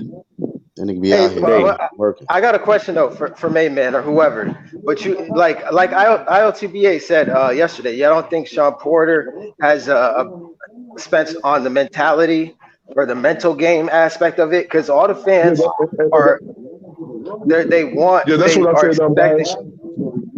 expecting Spence to get a knockout, which is pretty much putting a lot of pressure on Spence. That's what I'm saying. So y'all don't think this might get to him mentally? No.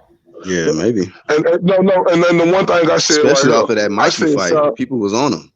So No, I said Shawn Porter has mentally challenged Errol Spence, and I really truly believe that he mentally challenged him. When Errol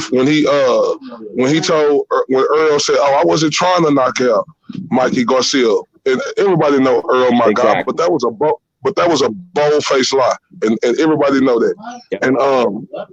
And then he said, "But I'm gonna knock you out, though." So that just showed me right there. If Errol is the more technical, more fundamentally sound fighter, he should use that against Shawn Porter. So where it's showing me that Shawn Porter done mentally got in Errol Spence's head. If you could see him yesterday on the interview, he said, "I'm gonna be right there, whether it's in the middle of the ring, whether it's on the ropes." Or whatever. He said that, so I truly believe that Shawn Porter has gotten in Errol's head. Yeah, I think. Yeah, I gotta agree with you. Io, because you never hear Errol talk like that, right? Hey, mute real quick, LTBA. Mute real quick. Okay. Earl's talking about a knockout and all that. Like, my thing is, man, Errol shouldn't be looking out for no knockout, man. You don't see the little microphone? My thing is, Errol can outbox Shawn Porter all day, every day, and that's what he needs to stick to. Fuck that knockout. The knockout come if you outbox the dude and frustrate him. If I comment on that mental thing real quick, him trying to go for that, seeking a knockout, it's gonna be all bad, man. It's not gonna be a good time in there for Errol. Right, and Shawn Porter doesn't have extraordinary power, but he has good pop. He can hurt Spence. Especially But you going know, to the back to body, the you mental. don't know. He might break him I down. want to say something about that mental thing, man. You know what? Our TBA was right on the money, but I believe it evolved. Like I think Shawn was in the beginning winning the mental game. He was hitting Earl on different fronts, truth be told, not just the knockout, but he was telling Earl he was more popular than him. Clowning on Earl's weight. You ain't gonna make weight. It was affecting Earl, but the tables got turned when this talk started to get loud about Shawn Porter being a dirty fighter. And if you look at that interview that y'all commenting on, when it comes up about Shawn being a dirty fighter, his whole facial expression changes. He don't like it. And he's determined. It's like, don't get caught in that trap of being determined to show everybody you a great boxer. You know what I mean? Because you don't want to appear dirty. And if he falls in that trap, I'm telling you. Hey, I want to ask Mayman real quick. Something. I don't know if you've seen the interview, but Kate Abdo kind of threw a shot at Errol Spence. And she basically let it be known, you know, you didn't knock out Mike Garcia, so what makes you think you're gonna knock out Shawn Porter? Do you feel like that's like they trying to just set up a little shot to try to get into his head a little bit? Like, because we know Shawn Porter worked with them. So I don't know if they all team Porter and they just did that to just try to get in his head, throw him off a little bit mentally. And then it kind of made him reveal a little bit of his game plan. He expecting Shawn Porter to come in and he trying to catch him and knock him out like that. So it kind of let me know he ain't really going to be coming forward. He's going to be on his back foot. Yeah, they doing that on purpose, Black. No doubt about it. They trying to get in Spence's head and make him go in there and fight a different kind of fight. Get him off his game plan. Get him in it. Do that Deontay Wilder. Do the same thing that Tyson Fury did to Deontay Wilder. That made Deontay Wilder get in there and headhunt. You know what I'm saying? Like they're trying to get Earl to a place. Oh, you couldn't stop Mikey there. The domination wasn't enough. Right. It's all mental warfare, bro. And I love it, truth be told. I love the mental warfare building up. Yeah, I can see it happening. Like these niggas, they did that. They set that up. And this is my thing right here. All right, go ahead. This is my thing right here. This is my thing right here. Everybody know, what side, who I think gonna win this fight. But I'm not stupid to the fact to where I do understand that Errol Spence have never seen a fighter like Shawn Porter. Errol Spence have never seen a fighter who gonna put as much pressure on him as Shawn Porter. Like I say, when you able to be comfortable in 25 out of 22 fights, and you don't see a style like that where a dude gonna be all up in your face, that could cause problems. We don't know how Errol is going to react when Shawn Porter have him on the ropes and just using the tactics. And I'm like this, I don't care about if a fighter be dirty. I feel like if you in the ring, you got to use every tactic you can to win the fight. It's up to the referee to say something. But my thing is how it's I was going to say that, LTBA, I said it to Unbiased the other day, that I feel like if Errol start looking at the ref like for some help, the fight gonna probably be over. I think Shawn gonna take over because he can't allow that to be, look for the ref for help. Like you just got to just take that work in front of you, man. Yeah, but that's why I was asking Mayman what fighter has Errol Spence faced that fights on the inside like Shawn Porter that you could get headbutted by moving to a certain way. You catch a headbutt. You don't, you know what I'm saying? That's what my point. Like he's never faced a fighter like this. So to say that he has that small level of lane, I agree. Yeah, right. Yeah, he has not. Let me answer your point. Unbiased. I'm sorry. Let me add to Unbiased point before I get off because I got to go back to work. And this is the thing right here. People say, Shawn Porter ain't never seen nothing like Errol. Well, then what is Keith Thurman? What is Danny Garcia? What is all these other fighters that Shawn Porter have fought that has similar styles to Errol Spence? If you look at Shawn Porter and you look at Errol Spence's resume, you don't see nobody on there who Errol fought that's similar to Shawn Porter's style. Hey, what's up, y'all? That's just my opinion. That's a very good point. That's my opinion. That's a very good point. But my deal is, if Shawn Porter normal aggression don't work, if it don't work, if he can't bully Errol or push Errol back in any sort of way, then what? What is the plan? It's over. But the thing is, who haven't his aggression worked against? That's the question I'm gonna ask you, man. Not saying. Hold on, real quick, y'all. Not saying that Shawn Porter have won every fight, but I just want to know who his aggression when he's tried to enforce it on the fighters he fighting in the ring that it haven't worked against. Because in my opinion, I see him be successful in using his fighting style against everybody. That's just Right, my and opinion. you can't say Ugas because he didn't fight Ugas the old Shawn Porter way. He tried to box Ugas like an idiot, and he got outboxed. But this one y'all got to give Shawn Porter more credit for that. You got to understand he knew, and these fighters knew what was in the head of them. Like, and I ain't making no excuses for Shawn, but he knew that Errol Spence fight was looming. So we have to give him credit for actually going in there and actually winning the fight, and not and wanting to do it the correct, proper way that he could just get the fight won, so he wouldn't take any chances of losing that fight to have this unified fight that we got coming up this Saturday night. So I just feel like Shawn Porter was trying to go in there and just win the fight. You got, and I'm not saying Ugas wasn't no big name, but he wasn't no name that everybody was just watering their mouth to see. So Shawn Porter just really went in there and did what he had to do and just try some new things against Ugas. If y'all think he's gonna do that against Errol Spence, y'all don't get lost in the sauce. Hey, RTBA, Main Man has said that he feels Errol Spence is coming into this fight with a chip on his shoulder because of the old trainers and stuff. And he want to kind of prove to them, like, you know, I'm my own man, and you know, I'm better than what y'all. I don't know how he worded it, but you feel like he does have a chip on his shoulder. And who do you feel is more hungry in this fight? The thing is, I do feel like Errol Spence. I do feel like Errol Spence does have a chip. Oh, I'm sorry. Was you talking to me, clear it up? Well, yeah, I was, but Main Man was gonna clear up with the question I had. Go ahead.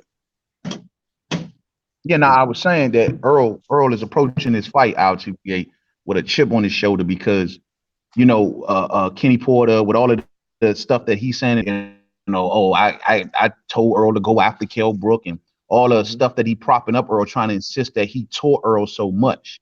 And you know, Barry Hunter's also a former assistant coach for Errol Spence too. So I think Errol wants to set himself apart from them, meaning that, yo, y'all contributed to who I am today, but y'all didn't make me. This man right here made me. Well, this my thing right here. I think he goes fight chip on his shoulder and separate himself and let the world know this is my trainer. I do think he have a chip on his shoulder. I do think he have a chip on his shoulder. Man, you made a great point, but I would disagree to say it's a chip on his shoulder because Kenny Porter and them was saying, "Oh, I did this for you. I told you to go out the Kell Brook." The chip on the shoulder is the same chip that Terence Crawford got right now, and going to have even more when he get a chance to fight one of these guys. It's of guys not want to be quick to fight him, and they were under the same banner. So that's the chip that I feel that Errol Spence got. I don't think it's a chip because of Kenny Porter, because if we're going to go that route, well then what about DERRICK JAMES and all the crazy stuff he has to say about Shawn Porter? So I think it just even itself. I don't think because he's trying to expose Kenny. He's trying to expose Kenny right there. Who is DERRICK? Let me ask you a question, man. Watch my fight to do your fight. Let me ask you a question, man. You've seen the DERRICK James interview. Yeah, but let me ask you a question. If you see the DERRICK James interview, you see he speaks, like whenever he decides to talk about the other side in training, he always got something down to say. Yeah, exactly. That's why they're trying to separate themselves from that training hierarchy and let them know, look, Errol is over here. Y'all didn't make this version of Errol Spence. Y'all made the amateur version. The pro version belongs to DERRICK James. I think all of those emotions would be. But this is my thing right here. Like DERRICK James, it's my thing. This is my thing with DERRICK James. Like, dude, stop trying to, like, this is, look, one thing I do understand in boxing, it's about the fighters, bro. It's about the fighter. And one thing we could give Kenny Porter his credit for in being consistent at 100%, it's always about Shawn Porter. Now, when it comes to DERRICK James, and this is facts, bro, like I said, this is facts. When it comes to him, it seemed like he don't want it to just be about his fighter. He wanted to be about him too. And look, perfect example of that shirt he had on. I am my greatest competition. What? You are your greatest competition? So hold up. So you going against yourself. So what is your other self doing to you to compete against you? So you sitting up there, you gonna be you gonna be disrespectful like that. You gonna say a guy like Bomac, who done brought up an undisputed champion, went to another weight class and won a title. Oh, okay, you your greatest competition though. You gonna talk about Canelo trainers like that, who's taking them up to his 4th division to become a champion? Oh, but you your greatest competition though. Oh, and you want to talk about, and I could just go on with other trainers like Freddie Roach, who done win 8-time division champion. But this arrogant ass dude, it's a difference. I love a person who's confident. But an arrogant motherfucker, I can't stand them. And when you get up there last with a time shirt, I checked, other than Errol Spence, Derrick James been on a losing streak with his other fighters. Exactly. Exactly. I got TB just slightly. Trainers ILTBA. You named Freddie Roach. You named a couple other trainers. What do they all got in common? They all got gyms, which means they all got brands. They all are businessmen within their own self. You know what I mean? So yeah, the fighter may bring a certain spotlight to the trainer, but that trainer is also working on the brand on his own. You know what I mean? You don't know not one top trainer that don't got a gym full of fighters. You know what I mean? And they're trying to attract other fighters as well. So I believe when I hear Derrick James talk like that, all he doing is selling his brand. He just got him a gym, right? Did he? Didn't he just get him a gym down in Texas? I don't know. Yeah, he did. No. He did though. But this is my thing right here, fam. Like at the end of the day, you don't hear Freddie Roach. Look, you don't hear Freddie Roach, man, saying, "Oh, I'm my greatest competition. Oh, I just work," and all this other shit he do, bro. This is my thing. At that public workout, you know, he got on this shirt, "I am my greatest competition." Okay, we know who Errol is. Errol don't got this shirt on. He getting ready, but you supposed to be. He actually had it on in the interview though.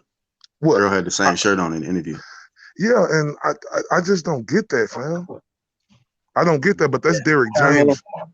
Yeah, Derrick James is not really that. He's not that good of a trainer, in my opinion. Just my opinion. You know, you telling Jermell to go in there and EJ Harrison. Like, come on, you didn't give him no advice in that corner. You know what I'm saying? So I think Errol Spence. Well, that's why, man, he did say that he got the question mark on, you know, if it come down to his game plan not working, he got to make adjustments. Is Derrick James the type of trainer that can make Errol make the proper adjustments? And so I did say that. That's what I want to say. I trust. Look, I'm being honest, fam. It's just about what I've been saying. I trust Kenny Porter to give out better instructions and adjustments more than I do Derrick James, and that's just me being honest about the situation. Yeah. How much of a better trainer do you feel that Kenny Porter is than Derrick James? Because I don't really have faith. But you got to understand too, it's not just Kenny Porter now. You got a whole corner, like a whole roster. Yeah, but since he's talking about Kenny Porter, this is the thing I want to say. This is the thing I want to say, then I'm gonna leave it at this. I trust a guy who could homegrown the champion, who never and make a champion, then trust a guy who go get guys who's already ready made. Made man spoke earlier on this, that y'all had the amateur version of him. Well, the amateur version of Errol Spence was #1 in the world. You know, when he got Jermell Charlo was 20-something and old. So my thing is, if we're gonna go off who is the better trainer, who is you gonna trust? A guy who go get guys who's ready made, or a guy who get a guy and bring him up homegrown from nothing and turn him into a champion? So even after you saying all of that, you still got Errol. You still got Errol winning. No. Look, I got Errol winning, but I got Errol winning, Black, because I think Errol is special. You feel me? I think he's special. Remember, I did a video. You just saying Derrick James is not. When Derrick got with Errol, he was the champion though, LTBA. Huh? Say it again. Man, when Derrick got. You got a bad connection, man. Chop up a little bit. No. He wasn't the champion. Earl oh, okay. Sorry about that. No, he wasn't the champion. And I ain't saying I don't give Derrick wasn't no credit, but that's my whole point. He wasn't the champion, but he was #1 in the world, bro. Everybody around the world knew that Errol was gonna be special and he was gonna go to the Olympics, bro. He was already ready, man. I didn't, but you know, I found out when Floyd got beat up in sparring. I found out about him. Hey, man, you could have coached Errol Spence. and he would have been champion, bro. Wow. I'm just being honest. That's how special Errol is. Now, I ain't saying the trainer don't have nothing to do with it, but I'm saying if I'm gonna trust a guy, like I say, let's go off Derrick James' previous performances, even the one with Robert Brant over there when they was in that super middleweight series. Look how Robert Brant looked. You know, I could say a whole lot about that fight, but at the end of the day, I know Derrick James didn't blame himself for that fight. He didn't blame himself. He was pointing fingers, fam. He was pointing fingers. And at the end of the day, if you is the chief operator in the corner and things ain't going the way it's going, you blame yourself. You're supposed to have your fighter ready. And the thing I don't get about them fighters over there, just could check out this camp. Errol is Errol. But see, it's like Derrick James. He's trying to form everybody into that fighting style as Errol do. And I'm telling you, every fighter cannot fight the same way. And I'm telling you that I agree. Kind of like people trying to keep doing the Philly shell, but everybody can't do that shit. Everybody can't go EJ. Can't do that. And that's why I think Derrick James is going wrong there. But this guy right here, he done. You talking about ego? You talking about a guy who has got big headed? You talking about a guy who's trying to make it about him and his fighter instead of making it about his fighter? I said this on the video of the night. Derrick James, you had your career. If you want to promote and do your I am my greatest competition and all of that stuff, you should have did that in your career. When it comes to your fighter right here in Errol Spence, you supposed to be representing him, fam. Do y'all agree with me? I mean, the only thing, am I reaching? I hear you. I hear your perspective of it, and then Mayman said something about a gym, so maybe he is trying to just market his brand a little bit to attract more people to the gym. So I'll look at both of them as it's a possibility. Either one. But when we talk about marketing, we have to go off what have you did for me lately, right? But see, one thing or two, RTBA. What's more important between a trainer and a fighter? Comfortability level. Errol, for whatever reason, is comfortable as hell with Derrick James. You know what I'm saying? He loves the training of Derrick James. So that aspect alone, mentally, getting that fighter mentally prepared for a fight, if he is comfortable with who is teaching him, who was holding the pads or whatever, that's half of the battle right there, bro. You don't want to train in your corner that don't got the respect of the fighter. And clearly, Derrick James, love him or hate him, got the respect of Errol Spence Jr. And no, look, at first, for that reason alone, and I was gonna say for that reason alone, that's a good pair for me because as long as the fighter is happy and comfortable. Now, of course, the trainer should push him and get him better. But look at Sergey Kovalev and John David Jackson. That's a fighter and a trainer that the fighter didn't respect the trainer. You know what I'm saying? And the results. Yeah, but the results also showed that John David Jackson, he did help Kovalev become a champion. But this is my thing right here. I used to think that Derrick was the best trainer on the planet. I did. I ain't gonna sit up here in front about that. But like I say, just because I thought that back then, that was back then when he actually had Earl B, Kell Brook, and Jamal become the champion. I said, okay, this dude may be the best trainer on the planet. But that was then. I can't, with time. With time comes change. Yeah, he did win Trainer of the Year.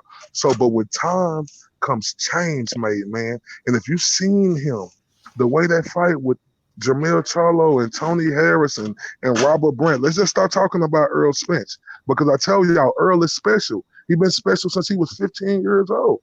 He's been special. I see your point. I see your point. We could talk about, how special Errol is. That's him. He's special. But let's talk about the other guys. Of that, he got mixed results. The other guys that Derrick James train. So, and that's the only thing I'm basing it off of. Him and Errol may be a mess made in heaven, but if I'm trusting, if I'm going for the corner when you're facing a guy like a Kenny Porter or even a Barry Hunter or even a Freddie Roach, I'm not gonna think you're gonna be able to outwit them guys. Just by what I've heard you say in your corner, and just how I've seen on previous. No. See, this is why I keep telling you, Errol is special, right? He's so you're not gonna give Derrick no credit. No, I'm saying no. I'm saying Errol is special, right? Now you see how special Derrick James is when you go up against guys like Bomac. You go up against guys like Kenny Porter. Guys. Who really? So you basically kind of saying that? What you mean, Kenny Porter? Kenny Porter raised Shawn Porter into a two-time champion. No, we got to give him respect. He's a champion, two-time champion. So I'm gonna give Kenny his respect.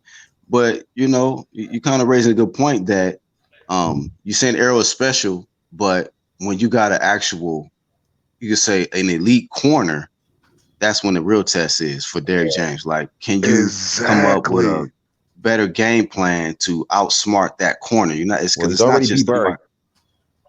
So who beat? Who? He already beat Burry Hunter. Yeah, but let's look at the circumstances. Errol even said it himself. He's talking about, I ain't even want to fight Lamont Which fighter Peterson. did Barry Hunter have that he beat? No, he had Lamont Peterson. Okay, so we talk. Hold on. That's what I said. We got to talk about. That's Lamont.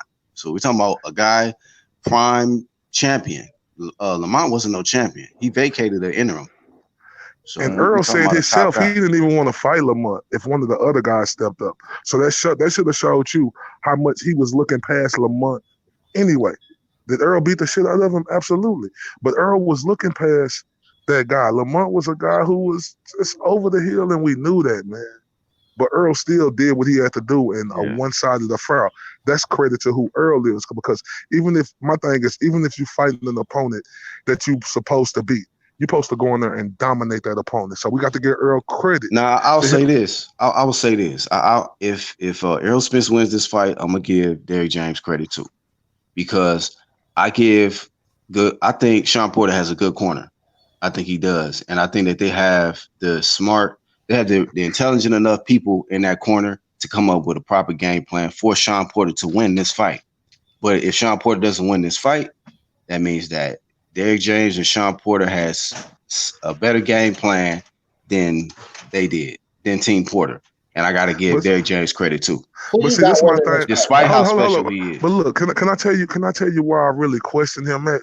Because they had an interview with Derrick, and they said Errol say he gonna go out here and knock him out, and then Derrick James say, "Well, I feel just like how he feel. I got to believe how my guy feel, huh? No, you ain't supposed to believe how your guy feel. You supposed to be in there implementing the game plan, because what if the knockout don't come? Why are you sitting up there telling us on camera, oh, I got to say exactly how my guy feels? So you believe that Derrick James' game plan is KO? That's the game plan? My thing is, I don't know. When he say it got to be there, because he said this out his mouth himself. This ain't me putting words in his mouth. I believe whatever my guy believes.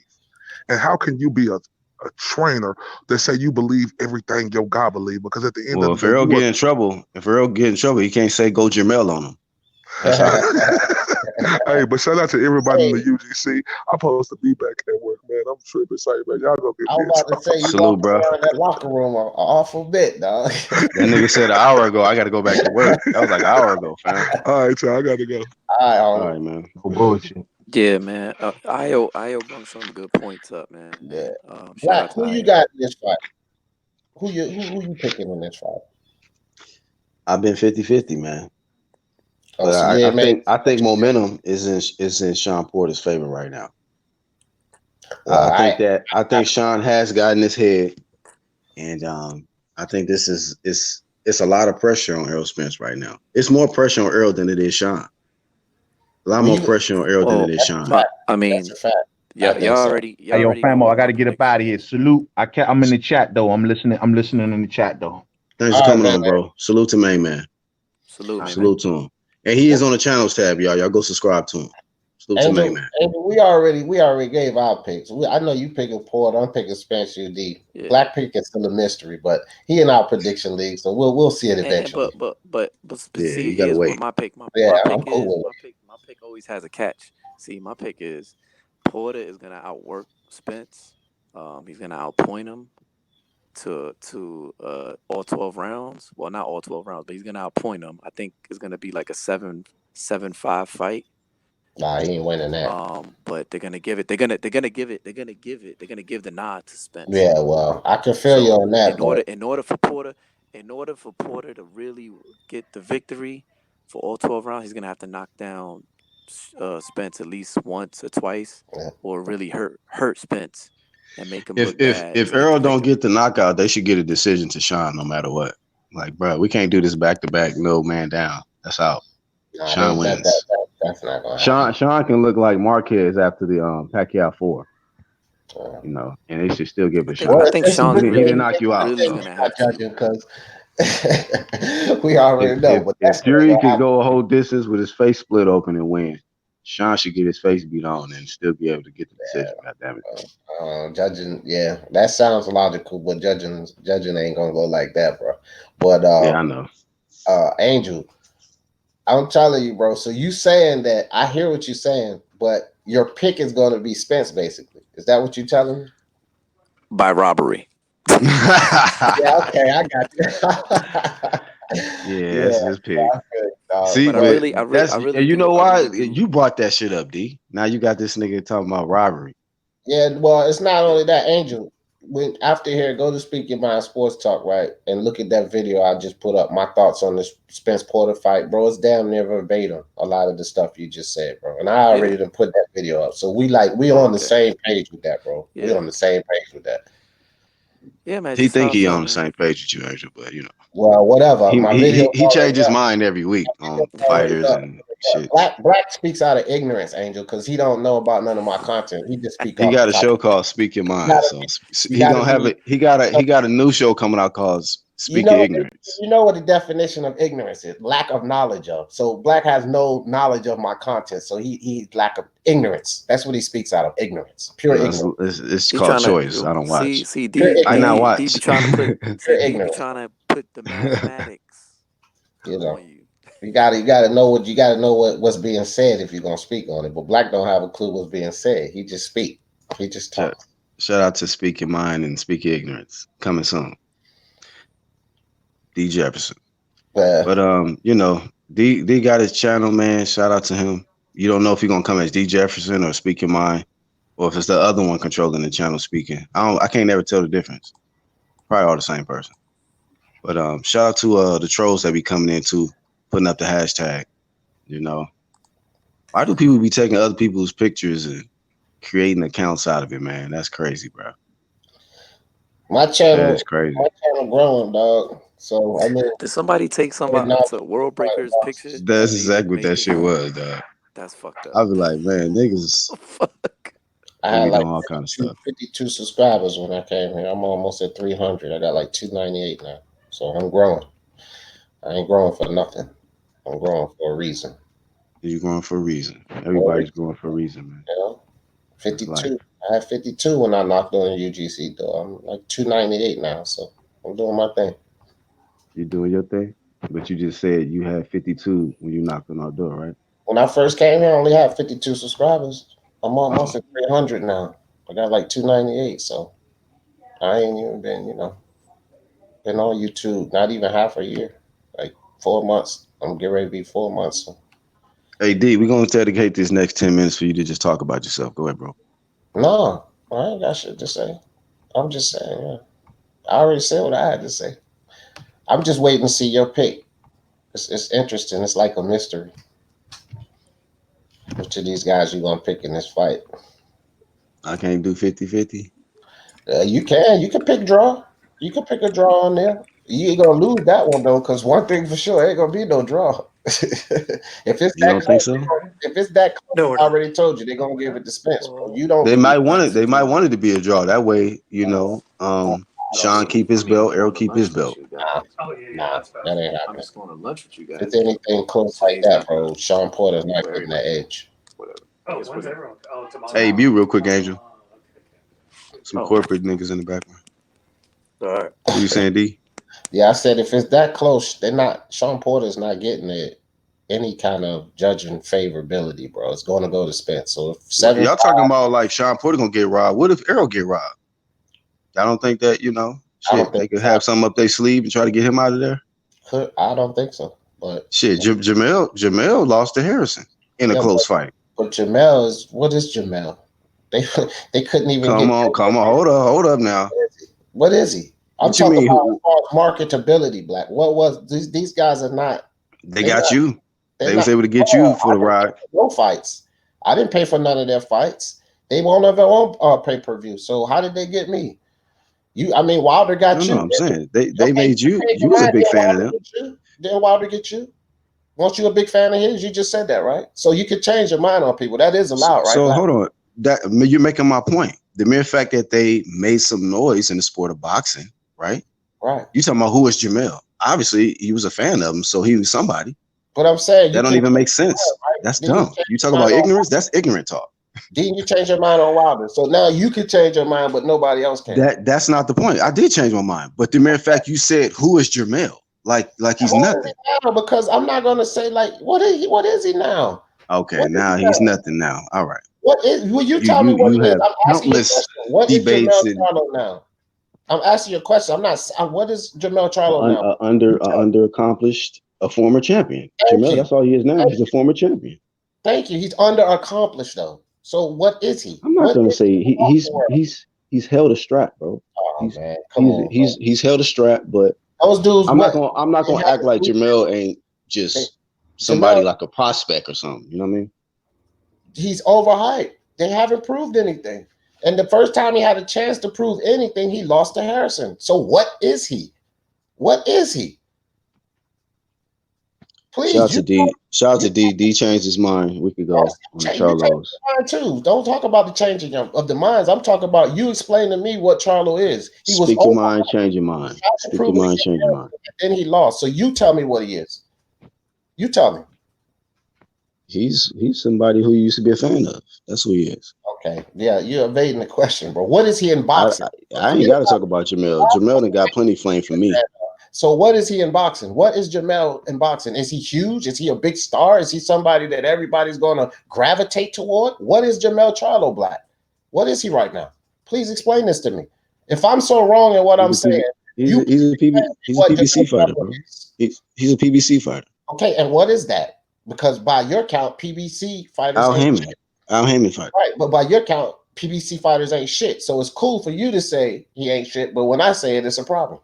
Because you said these PBC niggas ain't shit. And you was including Jermell Charlo. Where's the problem? Where's the problem? I'm asking you because I just said he ain't shit and you just went on some tangent. So I'm asking you if what is he? I'm asking you, what is he, Black? Explain this to me, please. Hey, when you say who is that? As if like he's nothing. Jermell is something. Like I made my point. The mere fact that you were a fan of him, you can't just act like now. Hold on, let me talk. Let me talk, D. Everything is not a debate. That's what you gotta understand. Everything is not a debate. All right, Black. Okay. I spit facts. You just came to this intuition that the Charlos ain't shit to you. That's your perspective. You just realized you just said that on the last live stream that I don't fuck with them Charlos no more. A week ago. Let me talk. Everything I'm saying is facts. When niggas come on my live streams and I hit them with facts, then they start double talking. Bro, it's all right. So let me talk. You don't look at stuff to say I just came to this revelation. I keep telling you that. I've been leading up to this. Man. And I have videos to show that I've been leading up to this. But just because you only heard it on your live stream, coming on, man. Hey, our special. Hopefully, you guys enjoyed our special guest, D. Jefferson. You know, he's a special guest from time to time. Hey, big salute to Angel, man. When Angel make the live streams, man, I be happy because Angel be busy. He's a busy guy, and shout out to Angel for dropping that DAZN knowledge, man. The same Angel been talking about this shit from day one about this DAZN. When everybody said it was gonna fail and dead zone and all of that nicknames and shit, it's the #1 sports app, bro. They killing everything out here. You know what I'm saying? So a lot of people got hate and they bias for that reason too, because they want these other networks to succeed and they wanted DAZN to fail, and it's just not happening. Just not happening. So when you're just a fan of the sport of boxing, you ain't got to be so butthurt or emotional over another network's success. And like whatever the best fights is that's going to benefit the boxing fan, it's more economical way, I'm gonna go that way. Instead of just getting pimped out of my money for some fighters that don't really want no real smoke anyway. So that's where I'm at with it. So shout out to DAZN, man. Much success to y'all. Keep doing what you do. It's just sometimes, man, people get greedy. They start getting more people, more traffic, more subscriptions, and hopefully they don't just keep jacking up prices and stuff like that. But I got to give it to them, man. They're giving us some great events, man. Great events. Much more to come still this year. Canelo, Kovalev, Ruiz, Joshua. Come on, man. We got to stop with the hate, man, and just look at it for what it is. I fucks with the real shit. You know, Yeah, just man. because, you know, somebody who might look like me on one side of the street, you know, if they failing, they just failing. You know, step your game up. Maybe hire a white boy or something to help you with your company. I don't know what to tell you, but shit, I don't get into the race baiting, race bias shit. Like, nigga, hey, who giving us the best shit? And if I ain't got to fucking break all my damn, you know, my bank account to watch the shit, then I'd rather deal with that. I told y'all, you know, I'll find out what the result of the fight is. I'm not paying for this shit. Too much money I'd pay for PBC. Not paying for this fight. Not. Especially a fight where the opponent can't sell out a family dinner. So sometimes, man, dudes can just goddamn cut their own legs off. And The note, shit this they is what say. his dancing. That's what the dancing partner said. That he couldn't Yeah, sell a family dinner. Remember that. yeah, he said that. I don't think either of them are known Yet, for selling. yet, you put this on pay-per-view. You want this on pay-per-view, though. You want us Shawn, to buy something that wouldn't even be worth packing out a family dinner. Shawn ain't a sellable, and Logic. Errol ain't really. I ain't, you know. I stopped buying these fights a long time ago, bro. I got the ESPN Plus and Zone and all of that, bro. I ain't really into buying these fights no more. Trav says the zone is winning. Showtime has gone bye-bye. There's Yeah, not even a date yet for Deontay Wilder, Ortiz. You know, he yelled out 2 dates, you know, or 2 opponents, and he got a date for, I guess, the Fury fight. That could be in jeopardy because of this injury with I heard plastic surgery or something for Tyson Fury. yeah. That date not Um, happening, bro. so That Fury date not happening. and Wilder talking about, well, he just better be ready, sign a contract, shit like that. So Yeah.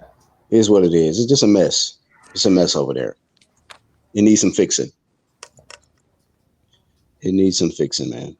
But y'all can get some closing thoughts, man. We shut it down. Well, thanks for having me on as always. I think it's gonna be a good weekend of boxing. Excited for the fight. Probably be the best fight of the year. Hopefully, you know. Yeah. Who knows? Who knows, man? Other than that, man, shit. You know, it's another day. It's Tuesday. You know what, man? I want to say this too. I forgot to mention this when we was doing a live. Plus, I had to take a little break because there's people working on my gate. But I saw a little bit of the face to face with Anthony Durrell and David Benavidez, man. Durrell probably going night, bro. You know, he got a hard. He has a difficult time just looking a man in the eye and just saying something with really conviction. Like, you know, you really believe what you're saying, or you just feel like, you know, you just got to say that because of the moment. David Benavidez is looking determined to just beat this guy up, you know, beat Anthony up and take his belt back. You know, he lost it off something stupid, you know. So that's real ignorance right there. You know, the guy David Yeah. Benavidez was doing extracurricular shit outside of boxing, not being disciplined. But I think, you know, he back focused. He did get some good sparring in with Shawn Porter. So, you know, I don't know what else Yeah. he's done, but we got to I see what he think. can do. I think. I think Benavidez is gonna retire Anthony Durrell. I'm definitely. I really Man. think so, man. So the other brother about to get retired this weekend. Yeah, man. He about to get Damn. retired this weekend. That it's gonna be a wrap. It's gonna be a bad beatdown. Bad beat down. Straight up, bad beatdown. He's gonna hurt this man. If you don't get him out of there, like it's gonna be like a 12-round ass whooping. Straight up. Yeah, bro. The This best man, outcome is Benavidez gave him. the best outcome is Anthony Durrell get knocked out the first 3 rounds. Oh yeah, instead of getting beat on for Instead of getting beat on for all 12, just lay down in man. like 3 rounds, man. Yeah, he already kind of act a little punchy. You know, Like, the did you punch did you drunk a little see bit. what he did to Jay Leon Love? Like, makes you think that he's not gonna do that to Anthony Durrell. Yeah, What Jay leads me Leon to is believe that he's garbage not gonna do juice. it. You know what I mean? Yeah, but Jay Leon is garbage juice. You know, Anthony That Durrell, and you know, Anthony Durrell is getting old. His reflexes ain't there like that. He's yeah, outweighed. He's the smaller guy. The reach is not there. Reflexes ain't there, and his chin's been a little shaky the last few fights. So yeah, it's not looking good, man. He made a And I point like though in the Anthony face to Darrell, man. face. I like the Darrell brothers too, man. I think they cool, but shit, man, it's their time, man. They had their time, they had their moment. This is it, man. It's David Benavidez's time now. Straight up. Benavidez time. So I mean that's a decent co-main event, you know.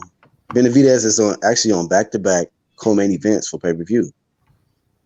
For And Spence, really, I think was it for I think yeah, he was on the undercard of a Spence fight earlier this year, right, with Mikey? Yeah, and I think, man, for David, man, I think he needs to move up, man. You think so? I think so, man. Come on, man. He got Caleb Plant there. He got who else he got?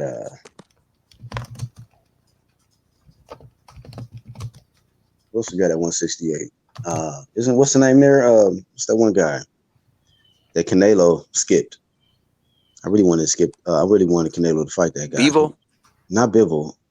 We talking about 168. Yeah, we talking about 168. What's the guy that fights on DAZN? He won the World Boxing Super Series fight. Smith, yeah. Oh, you talking about that same division, right? You talking about Colin Smith? Colin Smith, yeah. David Benavidez should fight him. Yeah, that'd be a good fight. I got Benavidez. I don't know that Colin Smith is underrated to me. I think he's very underrated. Very good boxer. Yeah. Very strong. Very good chin. I see that being. I give him a chance against any of them guys. Fight, actually, that's a good fight. Yes, I'm saying why leave the division without getting that work right there? Yeah, that's true. But I think Angel, he only 22. What is with this? You know, I think, and this is not to you, Angel, because I know you know boxing, but what is this thing about like everybody is starting to push on this move up stuff? Like the dude, he's still 22, bro. He got time. Like, get this man some time. My thing is, if the dudes at that 168 class is not gonna fight you, man, then I think I'm surely the 175 guys is more privy to fight you. You know what I mean? But ain't he like 22? Because a lot of the guys at 168, they look at Benavidez like, though, David Benavidez is a big 168. He's huge for 168. Right. Huge. Yeah, he could go up, but you know, I don't think he's really solidified himself yet at 168. Right. Yeah, you're probably right. Yeah. I just don't like seeing guys jump up and they ain't really solidified themselves at that. Like, if you didn't prove that you're the best at your weight class, why even? Yeah. Unless you can't make weight no more, you know. But that's a different thing. It's becoming a thing. That's why, though. And again, like, it's becoming a thing. Everybody like move up. It's like becoming a standard to move up. A lot of them are seeing money. You know, a lot of times guys move up for money. They see a big fight at a higher weight class and go after that. A lot of them do. But it'd be a lot of the same result. That 2 weight class curses, shit's real, man. Niggas is getting their ass beat. You know. Think Canelo be the next victim? Man, I was just thinking about that. Canelo, shit. Unless he gonna break the curse this year, everybody else getting served. Yeah. Everybody else getting served up. On the same thing, people got to think about that. This is still 2 weight classes. I just say with David Benavidez, bro, he got 21 fights. He only 22. He only 22 years old. Like, you know, let get a man some time. Then again, these old cats is winning this year, so maybe Anthony Darrell might put out some old tricks. Old cats is winning and upset. It's an upset year, and old dudes are winning. So, I mean, but I won't really upset Manny Pacquiao because by the time the fight started, Terence was the underdog. I said Manny Pacquiao was winning from the beginning, so it definitely wasn't no upset to me. But you know, I put out a video at the beginning of this year. You know, one thing is Anthony Darrell can't box his ass off. He just needs to box his ass off the whole 12 rounds and not get hit. His problem is that David Benavidez can box his ass off too. Yeah, that's his problem. That kid nice, bro. And that fucking he could punch, man. That fucking kid could punch, man. Yes, sir. He might be going to sleep. Too, bro. He got a lot of problems. Darrell do. I took some screenshots. That nigga looked like he was worried. Like, this nigga big as fuck, and he won his belt back, and I got it, and I'm here now. So unless he pull off that one stunt like home dude walked off the ring. Who off Jogba? The dude was Yeah, fighting. yeah, walked out on the jogger. Just walk right out the whole stadium. Ding ding. Yeah, man. Out. I'm not fighting this cat, man. He's like, yo, I'm out. I'm gonna go roll this blunt, drink a Yeah. 40 real quick. I'm good. The only thing that fucked him up, he really thought that he was gonna get paid. Still, dumbass. It was like, no, sir. Samuel You're not getting anything. Shaw said Darrell's going out like Jay Leon did. I believe it, man. I got it. Damn. So y'all saying that Benavidez just gonna wash Darrell like that? Damn, bro. He's gonna fucking mollywop fucking Darrell, man. I think I just saw the face to face. He looked shook, bro. He looked low key shook. I was like, damn, bro. Yeah, exactly. He looked shook. I never like, seen Anthony Darrell look like that. Hey, I'll tell you one thing. That. Don't be surprised if that fight is like way more exciting and way better than the Spence Porter fight. Because that fight could that fight because that fight is gonna end in a KO. Spence and Porter not. Yeah, I think so too. Yeah, you know what? And I could see Anthony Darrell really hitting, really showing the David Benavidez some adversity because Anthony Darrell still can crack.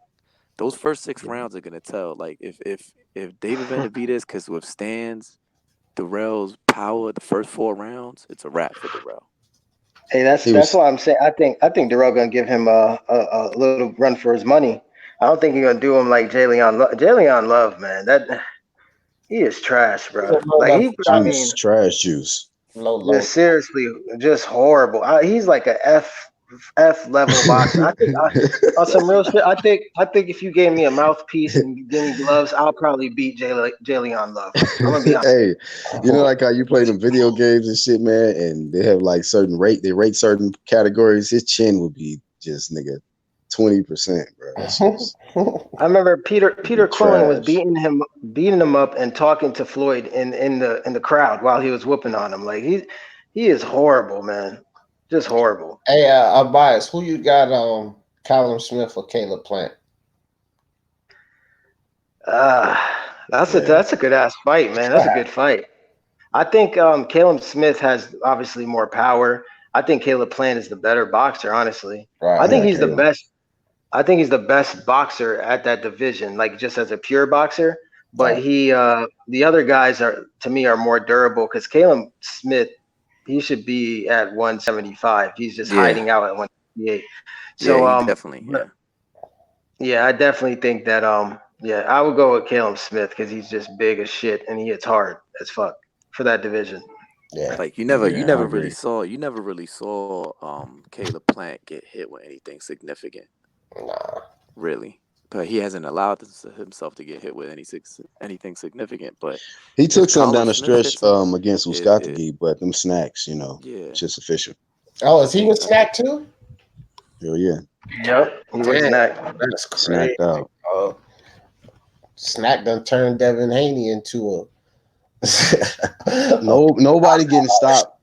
Nobody with snack is getting stopped out here, man. Man, damn. If you find one, let me know, bro. Willie Monroe. I said Willie Monroe might have got the job done. Now that I'm thinking about it. They did. They put some shit in his If they rigged this test. But he was supposed to fight Charlo, right? He was supposed to fight Jamal, before the replacement. Matter of fact, Jamal would have probably looked more impressive if he would have fought Monroe instead of this Korobov dude. Yeah, it was supposed to be a showcase fight, but Korobov won that fight. Yeah, because I was picking, I think, Jamal by a stoppage against Monroe. If that fight would have happened. Never know. Monroe has snacks. I was picking Jamal for a stoppage against Adams. We see how that turned out. He might not have stopped. I think might have been right complaining about. If Hogan goes a full 12, man, y'all gotta he need to be stripped. Like that WBC should strip him if he go a full 12 of Hogan. Because he ain't representing the belt. Charlo. He ain't representing the belt right if he go a full 12 to fight him? Yeah. That's the same guy that got robbed by McGee. Man, that's how much you listen, bro. Because that's what I said on the last live. You keep pounding me about the Charlos. I said, bro, I'm not talking to you. I'm talking on bias. Calm down. But man, shit, Jamal might lose that fucking fight. If he loses the fight, it's over. It's not looking. Back to back bad performances, right? So he If the third fight is a bad performance, I think you lose. You better come in there with something different, bro, from the last 2 fights. It's ridiculous. If you can't defend your strap that you just inherited, get up out of here. I think he needed to be stripped. It's a weak title defense anyway. Why he fighting a guy that Jaime Munguia beat already? I mean, even if it was argument, he about to fight really the current WBO champion and shit. Munguia did not beat Hogan, man. Yeah, that's why I was like, even if it was an arguable match, still, I mean, it was a battle against. Oh yeah, Munguia. Hogan. That Hogan fight, that was a robbery, man. That was fucking sad. That nigga was pissed, bro. Them Irish people was pissed the fuck off. Why did Jamal even move up if he's fighting 154 pounders? That's my question. Because Brandon That's Adams, why when you said Hogan, I'm like, what the fuck? Brandon Adams, 154 pounder, and now Hogan. So you might as well just go back down. What's the point? Yeah. Hey, that's the PBC way, right? I mean, you know, Jamal's on that Tank shit. You know what I mean? It's the PBC way. Tank. Fight him, bring him up from the way. You gotta say it in the Nino Brown voice. Hey, it's the PBC way. Yeah, man. You got GGG there. You got Andre there, but you want to fight Dennis Hogan. Yeah. Right. He's not even attempting to make a fight with Andrade. You know what I'm saying? He didn't even say his name once. And Jacobs ran up on him in the hallway. He still ain't tried to talk about that fight. He still ain't tried to talk about Jacobs. Hogan's gonna beat Maul. You said what? I think Hogan will beat Maul. I'm telling you, he might lose. Maul might lose. Yeah, that'd be embarrassing. Really? I'm be honest, bro. He might as well retire if he loses to Hogan. I'm that serious. He might as well retire because you ain't coming back from that. You might get stopped. If you get stopped, you crazy, bro. Like, damn, Jamal got stopped, bro.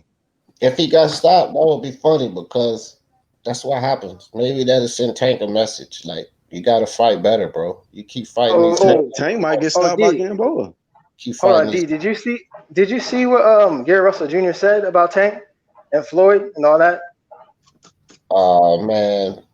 You know what? That was despicable what Gary Russell did to me, bro. I don't even care. No, I know, but I'm not talking about the Leo Santa Cruz. I'm talking about what he said about Tank, though. I don't even fuck with Gary Russell. I don't even listen to him. He's a clown to me, bro. Because, like, Gary Russell is like, this is Gary Russell to me. Don't throw stones if you're living in a glass house. That's Gary Russell to me. Like, I don't even want to hear him talk, bro. He fights once a year. He doing despicable stuff with Leo Santa Cruz dad. Like, fuck Gary Russell, bro. Who is he? He don't do shit himself. He's trying to get the fights, you know what I'm saying? So he tried to be disrespectful.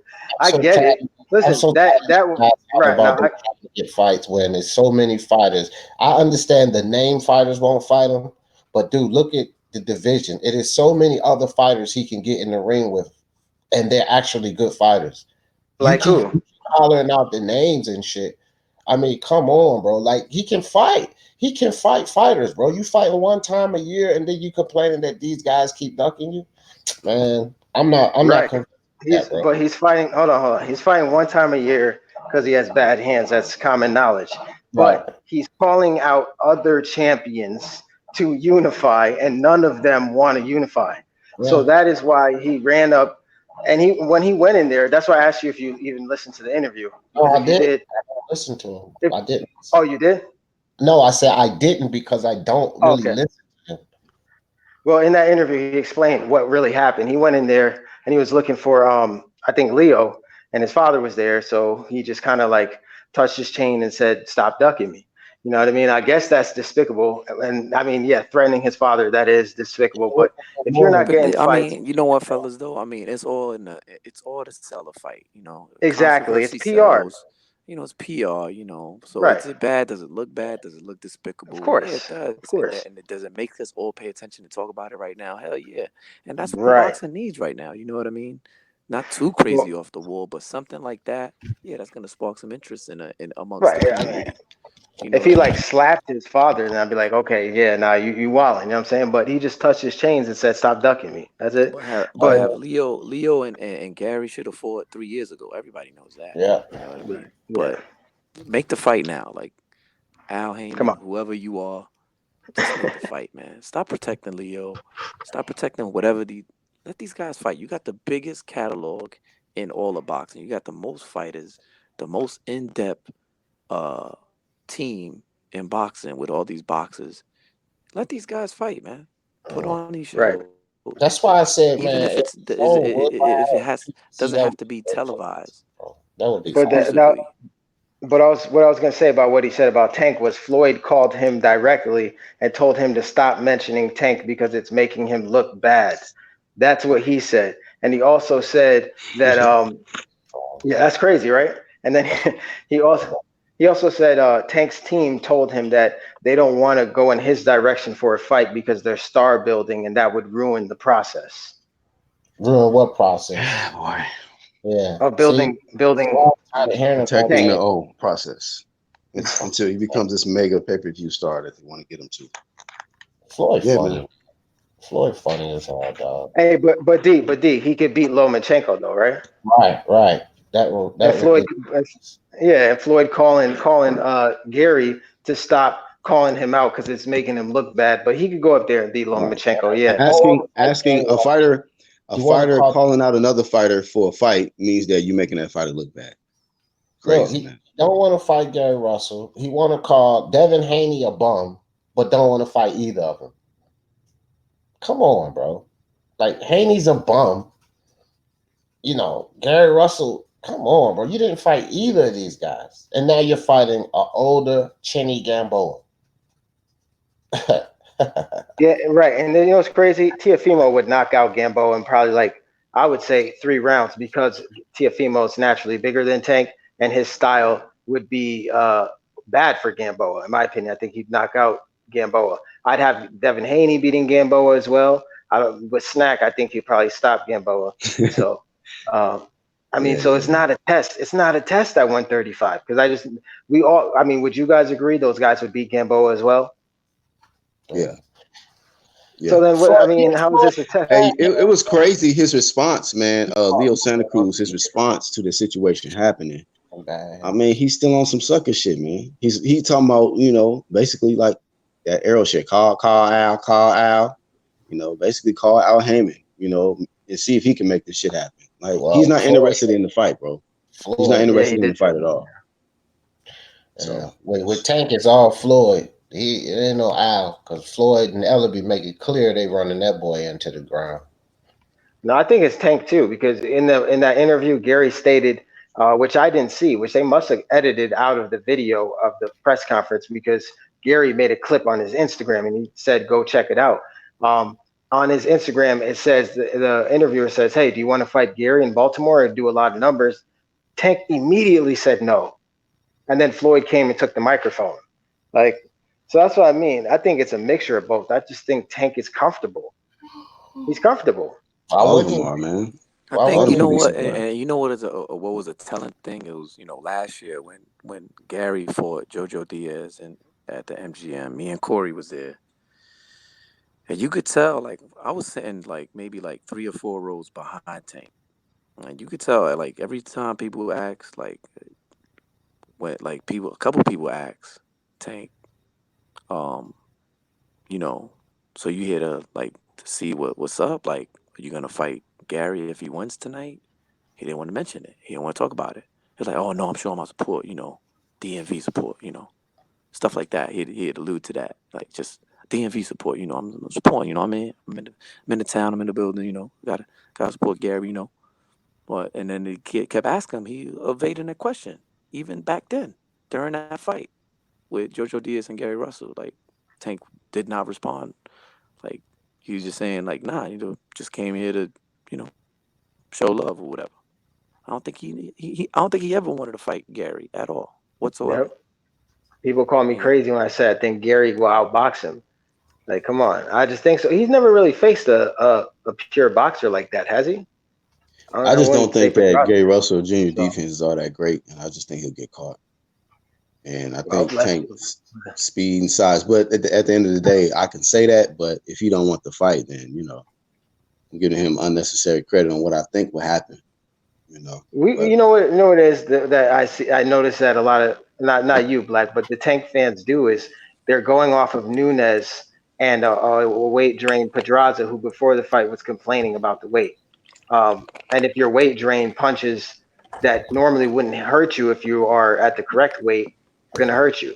And other than that, who did he fight? He's bringing up smaller guys than Gary Russell Jr. Gary Russell Jr. fought Jojo Diaz, who was a big ass 126 pounder at the time, and he outboxed him. Like this is what y'all gotta understand too. Jojo struggled to make that weight. Yeah, he did. He did. Struggled. So basically, he fought a drain, Jojo. He even said it. I killed myself. But this is the thing about this guy, Gary Russell, man. He said that in his interview when he was kind of clearing up the whole situation with approaching Leo Santa Cruz's dad and all that. He basically said he walks around at 135, dog. He walks around at that weight. So, come on, man. Tank is coming down from fucking 165, 170 and shit. I just feel like it'd be like kind of like that Mikey Errol Spence shit. People thought Mikey was the better fighter, but he had no business being at that weight class. None. So I feel the same way. Like, Gary Russell might have more, skill advantages, but he don't have no business being at that weight with Tank. Tank also said Nunes was hurting him in there. So who knows? You know what I'm I didn't saying? That's why I want to fight. Yeah. That's why I want to see it. But it is what it is. They had two different divisions now anyways. But also, Gary, if he can't get these fights, I think it's time for him to move up and do the whole Burchelt thing that he was saying. Go get Burchelt's belt. I think he should just sign to ESPN. Because at 130, he could get those two belts and then make a fight with Tevin Farmer. Because ESPN and DAZN, they work together. So that's I agree, man. Because you have to do something, man. Go up, he could fight Burchelt. He could fight Tevin. Those would be great fights, man. I would love to see those fights. And just do what's best for your career. This guy. Go to DAZN, man. Go to DAZN. Nah, he get the lay back because he got sore hands. I mean, Floyd had sore hands. He still fought this 1 year of 1 fight a year crap, bro. Because you got these guys are their own bosses and they can fight anywhere. It's like why stay where you at? You don't box no more if your hands that sore. Get out the sport. But this one fight a year, you calling out and talking shit to everybody, messing with old dudes just to promote a fight. Get out of here with that shit. I don't even it's stupid. Old recovering cancer patients. That's fucked up. I mean, it is low key. That is, it is grimy low key. I like it though. I don't know, man. I like that disrespectful shit, bro, because that'll make Leo fight him. You know what I'm saying? And I want to see the fight. Leo don't want no smoke. It ain't even working. So that shit just, it was just dumb for no reason because it didn't get him to fight, bro. If if your hands are that bad or you that injured, then you shouldn't be in the sport. But if you still in the sport, get in the ring and fight, bro. Somebody, I've heard this before. But some people have made comments like, Leo Santa Cruz, might have something against certain, like he don't fight black fighters. I've heard that. Yeah, he doesn't really, to be honest. When's the last black fighter? They said that not like I've heard him. It was a controversial interview he did that kind of was like low key racist a little bit, and then somebody pointed out before that he just don't fight black fighters at all. So I'm like, you just don't do business with black fighters, or what's going on? So what's the deal? Calling out Tank though. So. Oh, he calling out Tank? Yeah. Okay. It's Leo Santa Cruz is calling out Tank. Yeah, he wanted to fight Tank when he was at 126. He was calling out Tank, saying he'll fight him at 130. Then Leo moved up. Leo's moving up to 130, and now Tank's moving up to 135. So. Oh shit. So Floyd and them done ducked that fight too, huh? They just ducking all kind of work. God damn. I don't know, bro. Yeah. Well, but I mean, yeah, he ducked work from what you call it? Of course, Gary Russell, Rigondeaux. I'm talking about Leo. I always say she'll fight Burchelt unbiased. I was like, why don't he fight Burchelt, bro? Like, man. But then you gonna call Devin Haney a bum. And don't fight him either. This dude. Who's a bum? I think Haney will stop Tank. Haney a bum. He say he fights bums. He put bums his sparring session. Tank called Haney a bum. Yeah, he said he fights bums. He put his sparring session with bums on social media, and the kid is a bum. That was his exact words, just like that. Well, why the bum beat his ass in sparring then?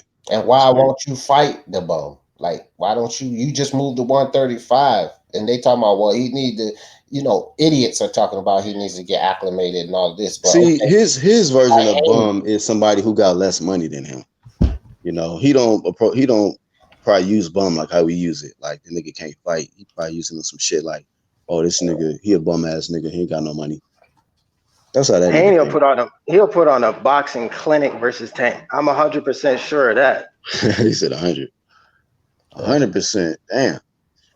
Samuel Shaw says Gary said Eddie has been in his ear, but it wasn't enough money on the table for him to go to DAZN. And he also said he doesn't want a farmer fight because it won't make money. Man, come on. So now Gary get to cry about his now you're talking about money. Complain about money. Yeah. Yeah, nah, he can't have it both. bro. Yeah, be consistent. No. Can't have it both ways. Man, fuck Gary Russell. That's why I said fuck Gary Russell. And I'm still saying it. You gotta be consistent, man. You acting like it's about the fight, and then when there's another title fight present itself, it ain't enough money. Gary Russell, man, bro. Oh, no. But for Burchell, that's it. That's like a mandatory situation. So he can move up and get that belt, and then fight the winner of who's fighting? Who's fighting? Oh no, Herring. He could fight Herring in the unification fight. That'll be good fights for him, and then he could possibly unify with Tevin Farmer. And if he's still talking that it's not because of not enough money shit, then he could go somewhere with that bullshit. But that's a good plan. But at the rate you just laid it out, we won't see the last fight until 2024 because his hands hurt and he can only fight once a year. So this guy he's just been acting like he's been, I don't know, kind of like that Errol Spence thing a little bit. Like, dang, nobody want to fight me. And then if somebody's right there presented, then it's just like, well, it ain't a big enough money fight. Kind of the same thing when Ugas got presented. Like, nobody want to fight me. Oh, well, it ain't a big enough money fight, I guess. Right. So I got to take Mikey, So I just hope he ain't in that clout chasing shit like a lot of the rest of them. Yeah. I didn't hear him say that, but if he did say that, then that's clout chasing. Because you can't be out here. Athletes about that dollar, bro. It's not about legacy, pride, glory. It's not about that no more. It's about money. Well, Floyd fucked this whole shit up, man. This money team shit. Yeah. Shit's whack, bro. And the worst thing is they're not doing what he did to get that status. Floyd fought. I mean, say what you want, but still Floyd fought. These guys not even fighting, bro. They're just waiting for the bag. They're not fighting. Floyd fought to get to that status. So it ain't. They waiting for a 40-year-old Manny Pacquiao. A 40-year-old Manny Pacquiao. These niggas is chasing the damn near senior citizen out here, man. Everybody, all of them. Yeah, all of them. Yep. All of them want Pac. And then no disrespect. Ridiculous. Crawford, Holly, he want Pac.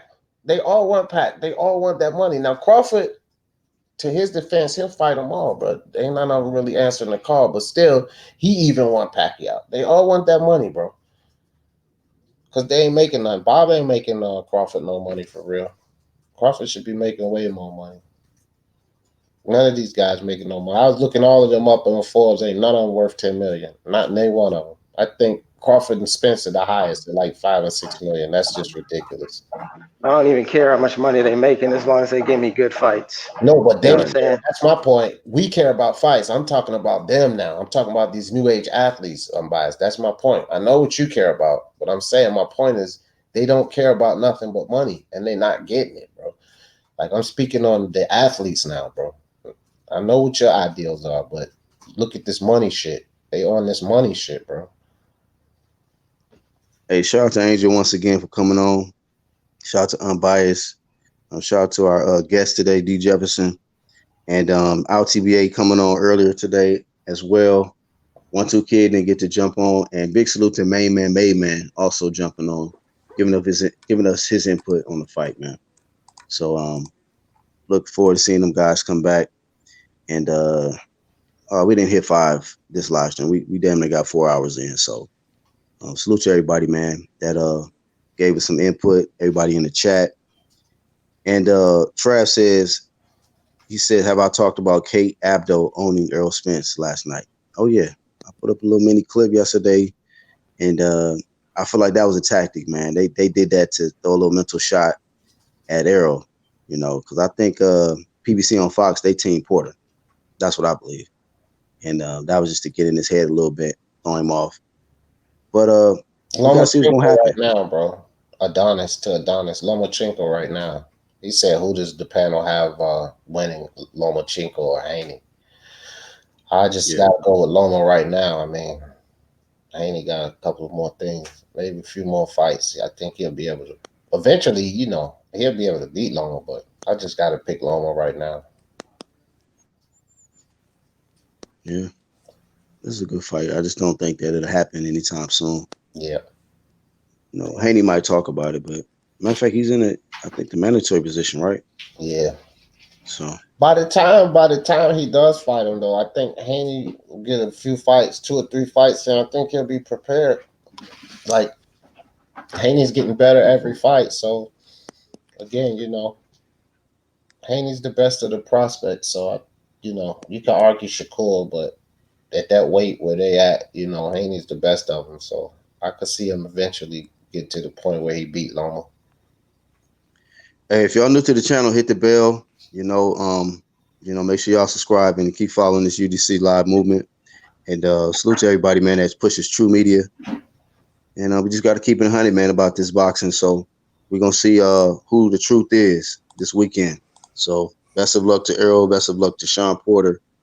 And I think it's gonna come down to the game plan and who can make proper adjustments down the stretch. Because I definitely think it's going the distance. So once again, I appreciate everybody that tuned in.